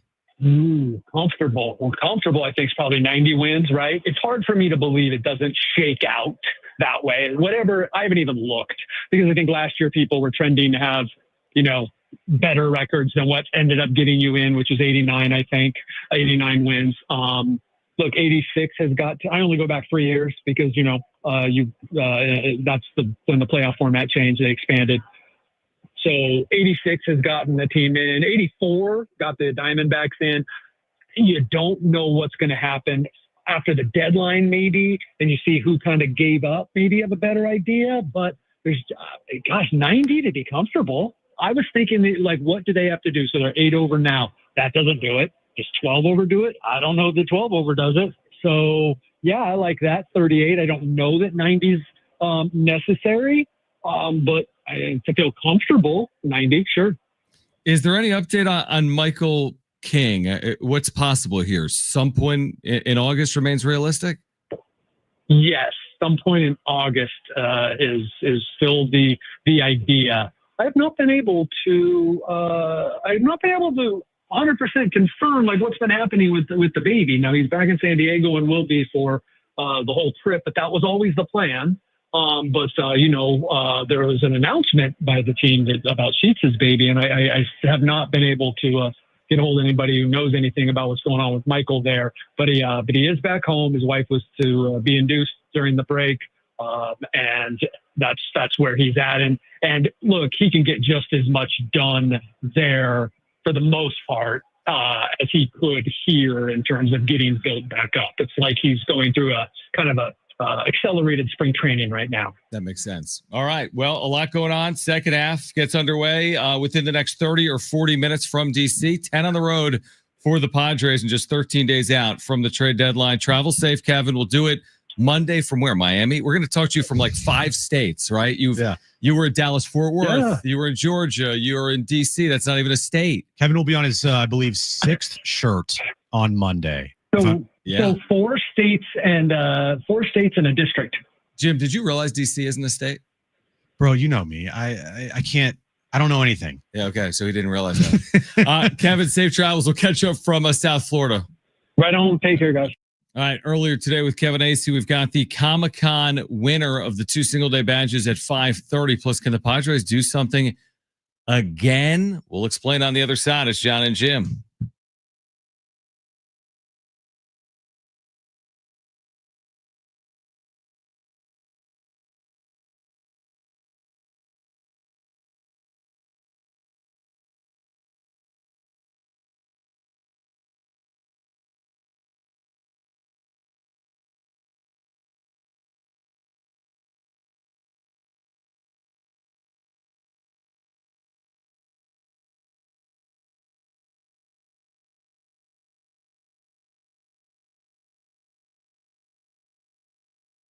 So if you're maxed out on credit cards or struggling with high interest debt, you could pay it all off in days with Loan Pronto's Rapid Equity Loan. Hey guys, it is Schaefer. Get cash out now without touching your low rate first mortgage. No appraisals or waiting, no BS. It's the Rapid Equity Loan Program at Loan Pronto. It really is amazing. One Loan Pronto client just got $300,000 approved under 24 hours, paid off debt, renovated their kitchen, cut their monthly expenses by $1,800. Just a huge turnaround. Loan Pronto, instant approvals, low rates, no hard credit pull up front. Listen, your home equity, it's yours. Use it. Get cash to consolidate your debt down to one easy low monthly payment. Call Loan Pronto now for a free instant appraisal for your home and see how much cash you can get today. Call now to start the conversation. 619-207-4336 or loanpronto.com. 619-207-4336. Get debt relief now at loanpronto.com. Equal housing lender, NMLS 1661781 on approved credit, MLS, consumeraccess.org.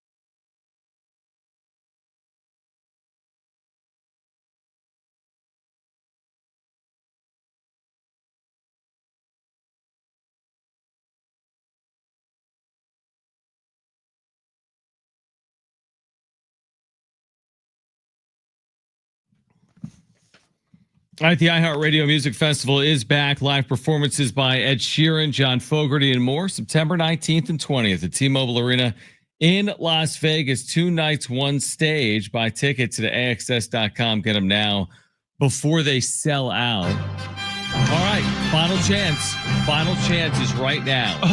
Open up that iHeart app. Search for San Diego Sports 760. You've got 5 minutes to do it. Leave a talkback. Hit that little red microphone. Leave a talk back and tell us your favorite superhero. You have 5 minutes. Now you got about 4:40 to do it. Last chance to qualify and win 2 single-day badges to Comic-Con. Open the app, search for 760, click on the talk back, tell us your favorite superhero. You're entered to win 2 single-day badges to Comic-Con. Yeah, do it right now. This might be your last chance to win Comic-Con badges this year. So get in while you can. Can the Padres do something, Jim? It's far from a certainty, but they have won. We said this last week. They've won 5 games this year, 1-0. That's an amazing amount of 1-0 wins, like a ridiculous amount of 1-0 wins. They're leading right now in the 6th inning, 1-0. So, like, the story remains the story. They can't score, right? They're facing a guy with what, a 6 ERA today or 5.5? Mike Soroka, yeah. And they can't really score. Hey, Dylan Cease looked great. Right. They've scratched across the run. Dylan Cease has been terrific, as you promised he would be. But they promised. It's kind of crazy that they are the way in which they've managed games. We'll see. It's only the 6th inning, but I mean, it's crazy. They've won this many games, 1-0, and they're trying to do it again potentially tonight. Bringing back to the point of what's the biggest concern with this team, it's the offense. It still remains the offense. Kevin on with us earlier, as you just heard with us. They went 6-4 on their homestand to end the break, but he said, "Look, you got to squint really hard to see this team and be like, oh yeah, they're playing really good baseball." Because they're still doing the same things that they've been doing for the last 2 months, which is having one of the worst offenses in the league, can't hit with runners in scoring position, have no pop, too many close games, and your bullpen is getting taxed. Can they 1-0 their way to beating good teams, though?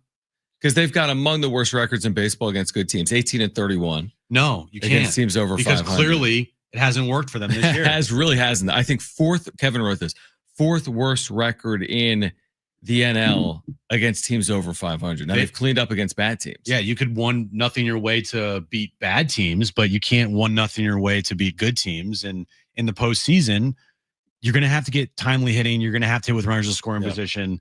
They have already the elite bullpen. We'll see about the front of their rotation, but like their offense is a major problem still. It is. It is. And this is the formula. I mean, to Mike Schultz's credit, like they got a great outing from Dylan Cease. I mean, it's terrific. Great obviously, outing. If it's 1-0. So he's going to leave in the 6th inning. And they say, you know what? We've got a rested bullpen after the All-Star break. And can we ride these 4 horsemen to a shutout win potentially? And who knows? Maybe the Padres offense scores 10 runs from here on out in the game. Maybe they don't, though. And it's just amazing how when a starter leaves with a lead, they turn it over to the Estradas and the Morahones and the Jason Adams and the Robert Suarez. And it's worked out a ton this year. So this is the formula. We said it. Can you have a lead after 5 innings? And if you're the Padres, you feel really good about your chances when you lead after 5 innings. And that's exactly what they're doing here tonight in DC. But the thing is, like, they can't do this all the time. I don't think so either. And they're doing it all the time. It makes no sense. I think it makes no sense. If they were doing this, like if it was September 20th and they were doing this all the time leading up to, like in September, leading up to the playoffs, I could be like, all right, ride it as long as you possibly can. They got 2 full months left, 2.5 full months. Right. Like, is it possible to keep doing that? No, it's not. I don't care how great the back and the bullpen has been, and they've been great. Right. To have all these guys be pitching the most innings and the most appearances of their careers. And working clean, scoreless innings. All the time. Throughout the second half. Like you're right now asking, hey, bullpen, once again, hold a 1-0 lead. Yeah, don't allow a run for the next 3 2/3 innings. Do that every single time you come onto the mound. Yeah. Yeah, it doesn't seem sustainable. Kyle Glaser we had on. He's like, that's not sustainable yet. Yeah. Here they are looking for maybe a 6th 1-0 win this year, which is like, I mean, how many teams in baseball history have ever won 6 games 1-0 in a year? Well, I'm sure Kevin will find. Yeah, I'm gonna text him. I'm gonna ask him if the final score in this game is 1-0. But honestly, the story within the story is Dylan Cease. 6 1/3, 5 1/3. 5 1/3. Sorry, potential shutout innings. We'll see what happens with the runner on first base, which is his runner. So 5 1/3. Look, against a bad Nationals team, I would like to see more innings from him, but that 94 pitches and no runs is no runs if it holds up. And right now, the way Schultz is operating is, look, I can't bank on this team scoring any more runs because right now, offensively, we stink. So I'm going to have to try to hold a 1-0 lead with my great bullpen. Yep. Yeah, I get it. I mean, like, for example, in this exact spot, he goes to Adrian Morahone to face this brilliant slugger who used to be a Padres farmhand and James Wood. You can do it coming out of the break because everyone's fully rested. Yeah, and honestly, even if you're not fully rested, I get it. You're treating the game like it matters. I respect that. There's 66 games to be played in the year. When you have a chance to win a game, go win the game. And that is who Mike Schultz has been as a manager. They don't wait to win games. There's well, if we win some, we lose some. No, you're leading in the 6th inning. Peralta here. No, you're leading in the 6th inning. Go win the game. I mean, you should win games that you're leading in the 6th inning or later. And we'll see if that's the case or not here tonight. But the good thing is Dylan Cease, after reading the numbers to you guys earlier today, has been awful on the road. He's going to make 2 starts on the road in this 10-game road trip out of the break. And his first start, very good. Very, very, very good. Absolutely. No, encouraging. I completely agree with you. This is exactly what Padres fans were hoping for, and it's what they've gotten here tonight. Yep. 1-0. The Padres are leading the Nationals in the 6th inning in DC. We've got the Comic-Con badges winner to share with you on the other side. Jim's back. Paige is still ahead. We're here until 6 p.m. And by the way, just before we go, most appearances in the big leagues this season out of the bullpen, 3 relievers are in the top 6 of most relief appearances in baseball. Morahone, Estrada, and Adam. So all three of those guys, theoretically, at the end of the year, could be 1, 2, and 3 in appearances in the big leagues this season. Yeah, Morejon and Adam have appeared in 47 games. Estrada's appeared in 46 games. No one in the major leagues has appeared in more than 48 games so far. 3 of their best relievers are crazy. I mean, 1 or 2, okay, but 3, that's a lot, man. Yeah, you're right. Someone might make 80 appearances based on that pace this year for the Padres. All right, Comic-Con badges. We'll have the winner for you on the other side. Jim's back page still ahead here until 6. Jon and Jim, San Diego Sports 760 live on the iHeartRadio app.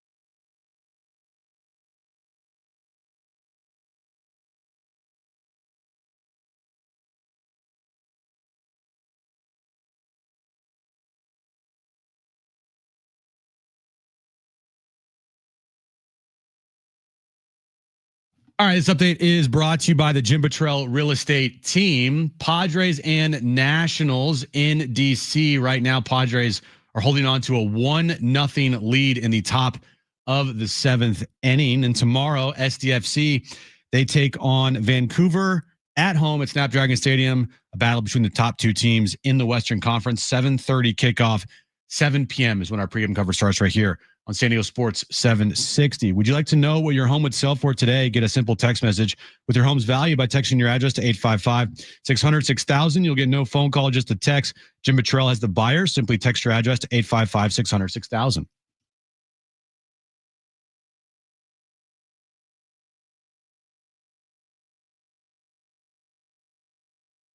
All right, Jon and Jim, San Diego Sports 760. Jim's back pages ahead. We've got a winner for a final time, a pair of single day badges to Comic-Con 2025 next weekend right here in San Diego. Thanks to everyone that's participated this week by opening up that iHeart app and using the talkback mic. So who is our winner today? Let's get a drum roll from Brent.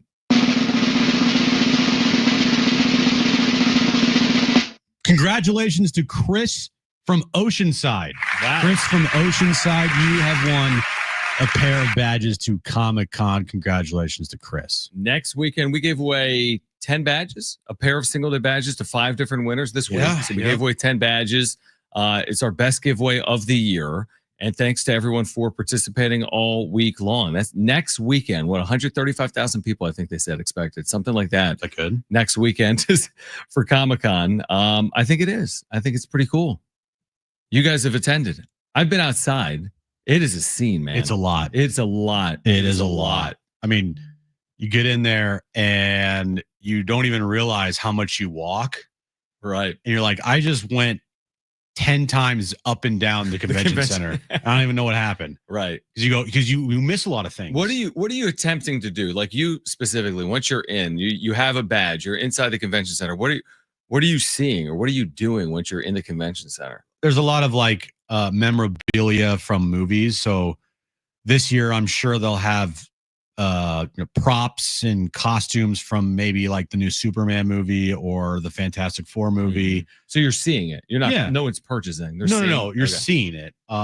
They have different activation booths for different, TV shows and movies. And they have deep cut stuff. They have a comic book section. They have a Funko Pop section. They have like the resale section from like vendors there. They have a gaming section. This is all inside. Oh yeah, it's all inside. They have memorabilia. You could go buy some things and you can buy some cards and there's everything is in there that you could imagine. Okay, everything. I always take a lap so you can kind of scope everything out and see what they got. And then once you've taken a lap and you kind of got the layout, then you kind of start. The 2 times I've gone, both times I've kind of had it in my head of I want to get something kind of unique for whether it's a Funko or like the one year I got like a Tyrion Lannister like thing from Game of Thrones. So then I'll just kind of start looking for that.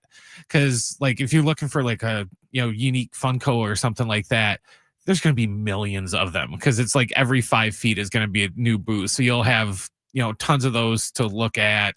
I always think it's funny too when because they'll have like they're not security, but they're security. They'll sit there and just tell everyone to, all right, keep moving, keep walking, because they don't want you sitting around. Because if there's like a panel that's not in one of the halls, like they did one year for I think one of the Aquaman movies, so like Jason Momoa and Amber Heard before she had her thing when everyone still liked her, they were like out in the main panel, so they didn't want everyone just loitering around and hanging out and clogging up the line. So they pretty much pay people to shove you down the convention center floor. All right. Well, we've have our winners. So enjoy Comic-Con 2025 in San Diego.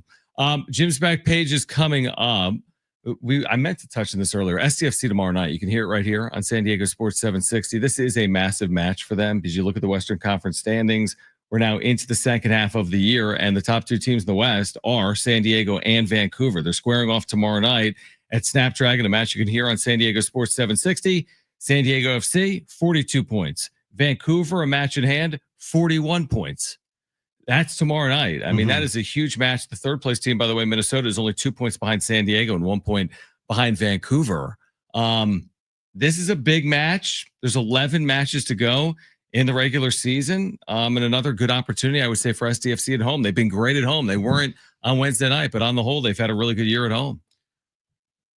Scoring no goals on Tough to win.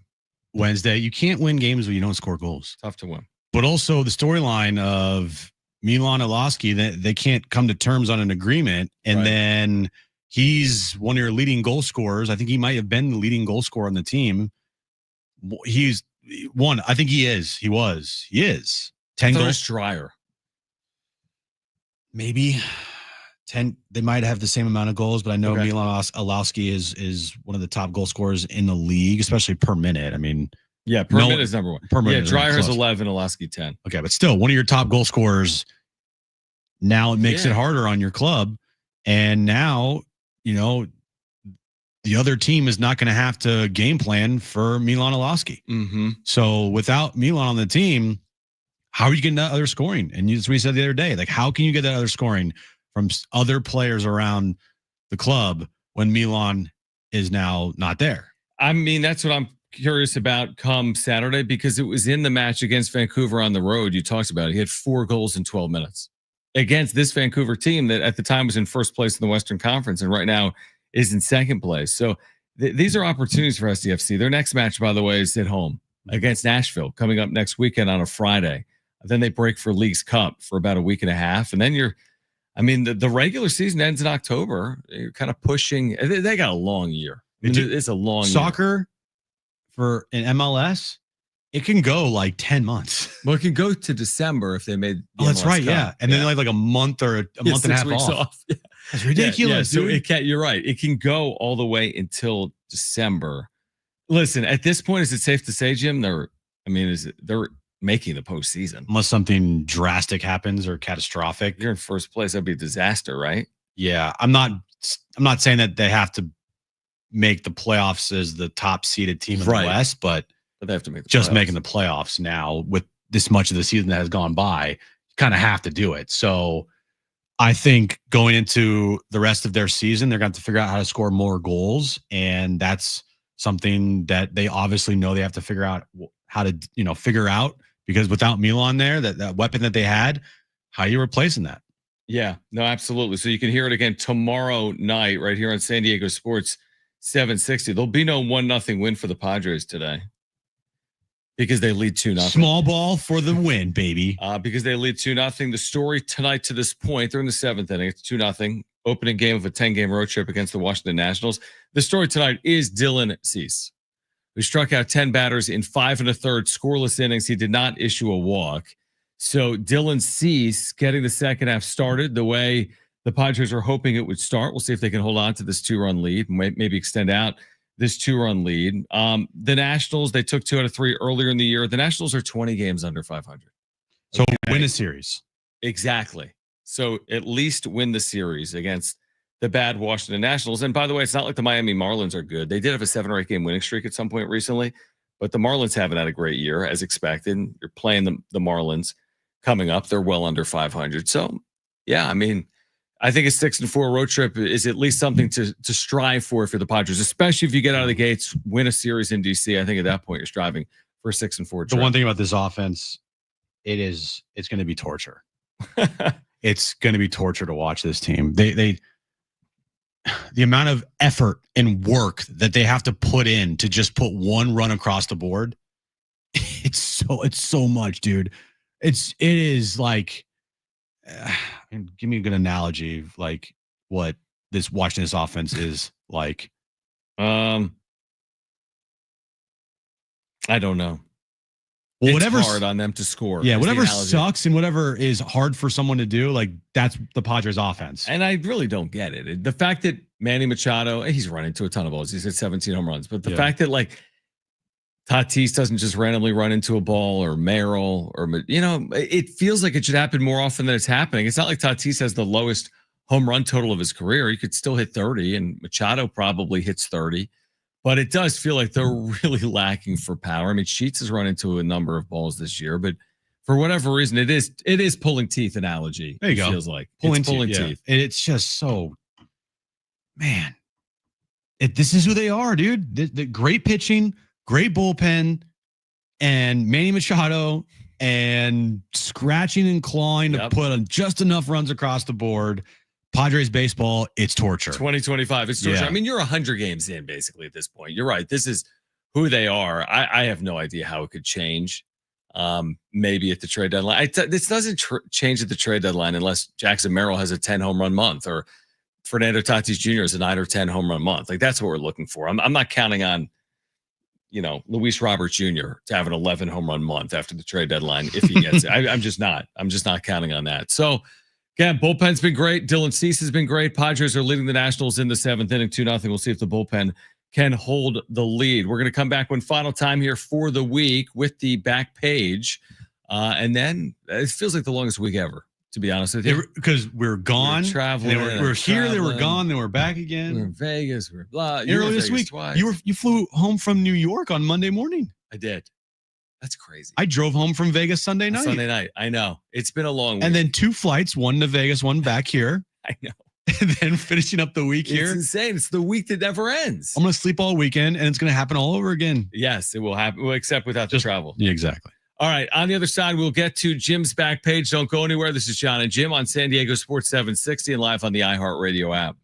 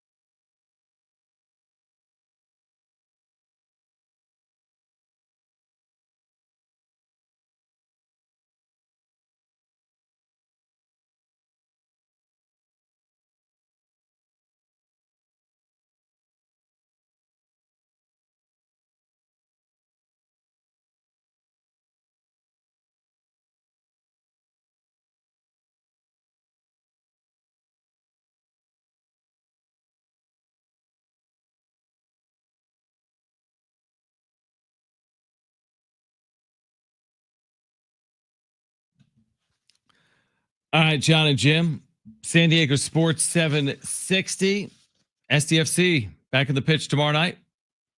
Taking on Vancouver at Snapdragon. You can hear the match live tomorrow night starting at 7 right here on San Diego Sports 760, your home for SDFC. Padres maintaining a 2-0 lead into the 8th inning. Fernando Tatis Jr. showing off his arm again. Throwing out Josh Bell at third with a spectacular throw. You think he looked at, well, he can't look at his phone in the dugout, but Ronald Acuna Jr., if you have not seen it, go to social media and find this play. And find Ronald Acuna Jr. throwing out a runner at third base from like the right field corner. In like foul territory. He in Atlanta, I don't know who they're playing. The Yankees. They're playing the Yankees? Yeah. Okay. So he makes a catch in like deep right field, like warning track in the corner. Yeah. He doesn't even, he catches it, turns around flat-footed, throws a laser to third, gets the runner at third base. Massive. I mean, it's unbelievable. Like you guys all remember the Ichiro throw back in the day? Yeah. Like you're like, what, from right field? Yeah, like, right, exactly. I would argue this might be more impressive because of how he was so flat-footed and so nonchalantly just threw it in, and it was a seed. On a line. How many feet is that throw? Right field corner to third. How many feet is that throw? I have no idea, but it's not it's very far. 60. And when you watch it, it looks like it's going to take a hop, but it just stays in the air. Yeah. It just continues to just sail. Yeah, it was unbelievable. Almost like a frisbee, throw. Keeps going.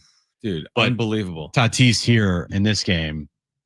Tatis just threw a ball 110 miles per hour to third base and gunned out Josh Bell. Exactly. It wasn't even close because he's such a good thrower. All right, let's get to it.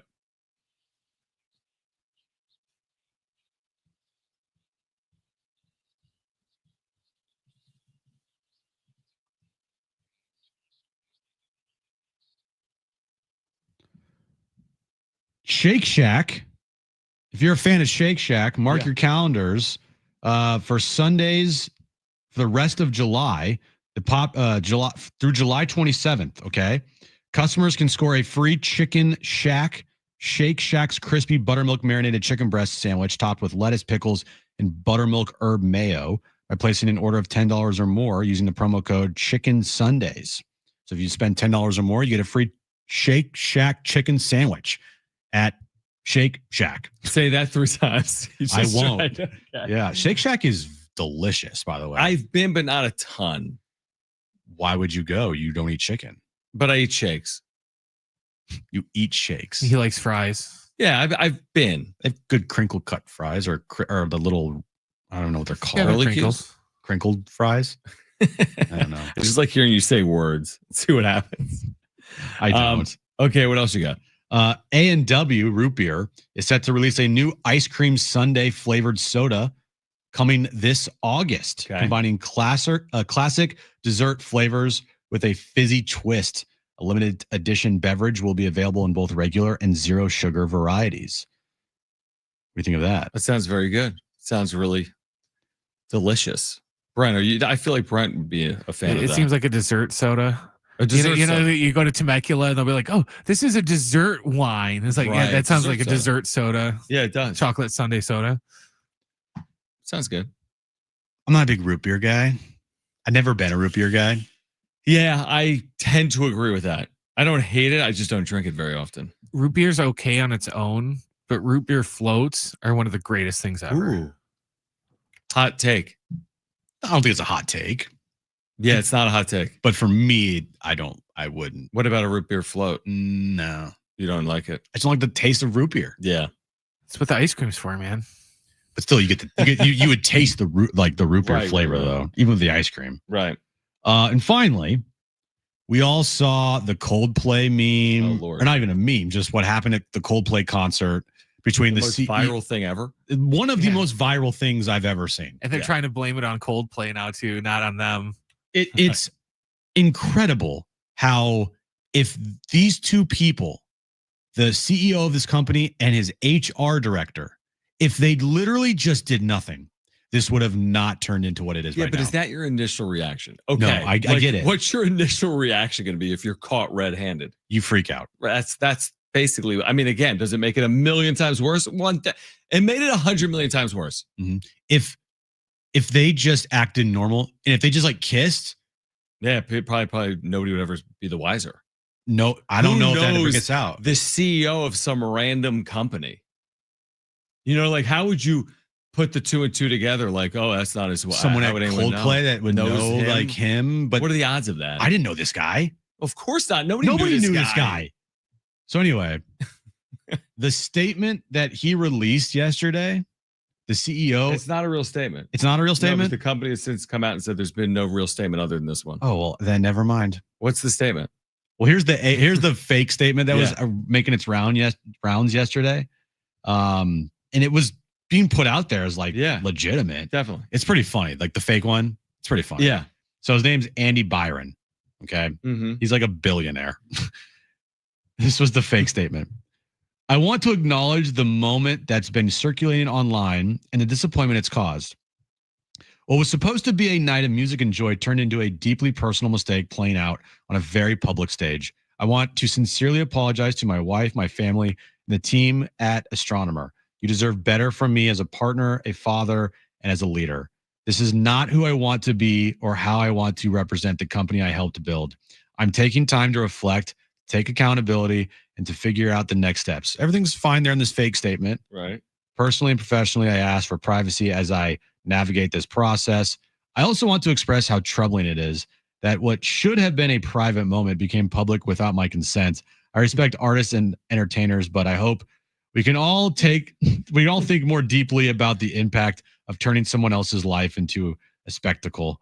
As a friend once sang, come on, quote, lights will guide you home and ignite your bones, and I will try to fix you. I mean, that's how you know it's fake. Yeah. Even Twitter or X has this is a fake press release. Yeah, but in this day and age, would it really surprise you if two people got caught cheating at a Coldplay concert and instead of taking accountability, they blamed it on Coldplay? Well, I saw a funny statement where it was like, I need to take accountability. It is true. I'm a fan of Coldplay. And now that everyone knows because this has gone viral, like I feel bad about it. This has made Coldplay relevant again. Yeah. Dude, who was talking? This is huge. Who was talking about Coldplay? I don't know. Nobody was. They had apparently a lot of people are into Coldplay. The concert looked packed. I guess. Right. What is I mean, is that meme gonna exist? Like, are we gonna be seeing that meme for the next 22 years? It's gonna be a meme that's gonna last for a while. That's gonna last for a while. It's gonna be the Falls Hawk Tua chick. Remember how she was everywhere for like that was uber 2 months? Uber viral. It's gonna be Hawk like Tua. that. That's the new that. But the thing with the Hawk Tua girl is she tried to parlay that into like a career. So she tried to take that 15 minutes of fame. She made it like 30. Yeah, she made about 30 until she crashed out from stealing money from people with a crypto coin. Right. That's right. The best is the memes that have come out of this Coldplay incident already, where like they put the Steelers logo on the dude's head, and then on the woman they put 9-8 record. And he's like wrapping his arms around a 9-8 record for the Steelers. There's been so many good ones there's like millions that. of them. There's a Bret Hart Goldberg one that made me laugh. Yeah, AI is taking it to another level. It really has. And I said finally, but I got one more. The juvenile. Hold on. Torse. Mark that. Let me see it. What are you talking? You wanted to? I know. You're like, I know. I got something else. I had it in my head. I could say it in my head, but I can't. Ceratosaurus. Yeah, you mean the dinosaur? Yes, the Ceratosaurus. Ceratosaurus. I don't know. It's Ceratosaurus. Whatever you said was like, I'm like Ceratosaurus. Yeah. Sold at a Sotheby the other day. Sotheby's. All right, that's it. It's a long week. That was great. That was really great. I'm done. A dinosaur sold for $30 million at Sotheby's. That's the story. Jim made it sound like it was a foreign language. I can't speak, dude. I'm done. I'm done for today. No, you're done. I'm just done. You're in done. general. If you missed anything, oh my goodness, you're lucky. SportsSD.com, iHeartRadio app, iTunes, TuneIn Radio, or Spotify. We're back Monday at 2 p.m. Wrap-up show tonight. Maybe Jim will be speaking then. For Brent and Jim, I'm John. Keep it here. What's wrong with you? What did I say? I have no idea. It's San Diego Sports 760. Ceratosaurus? Just say dinosaur. I know.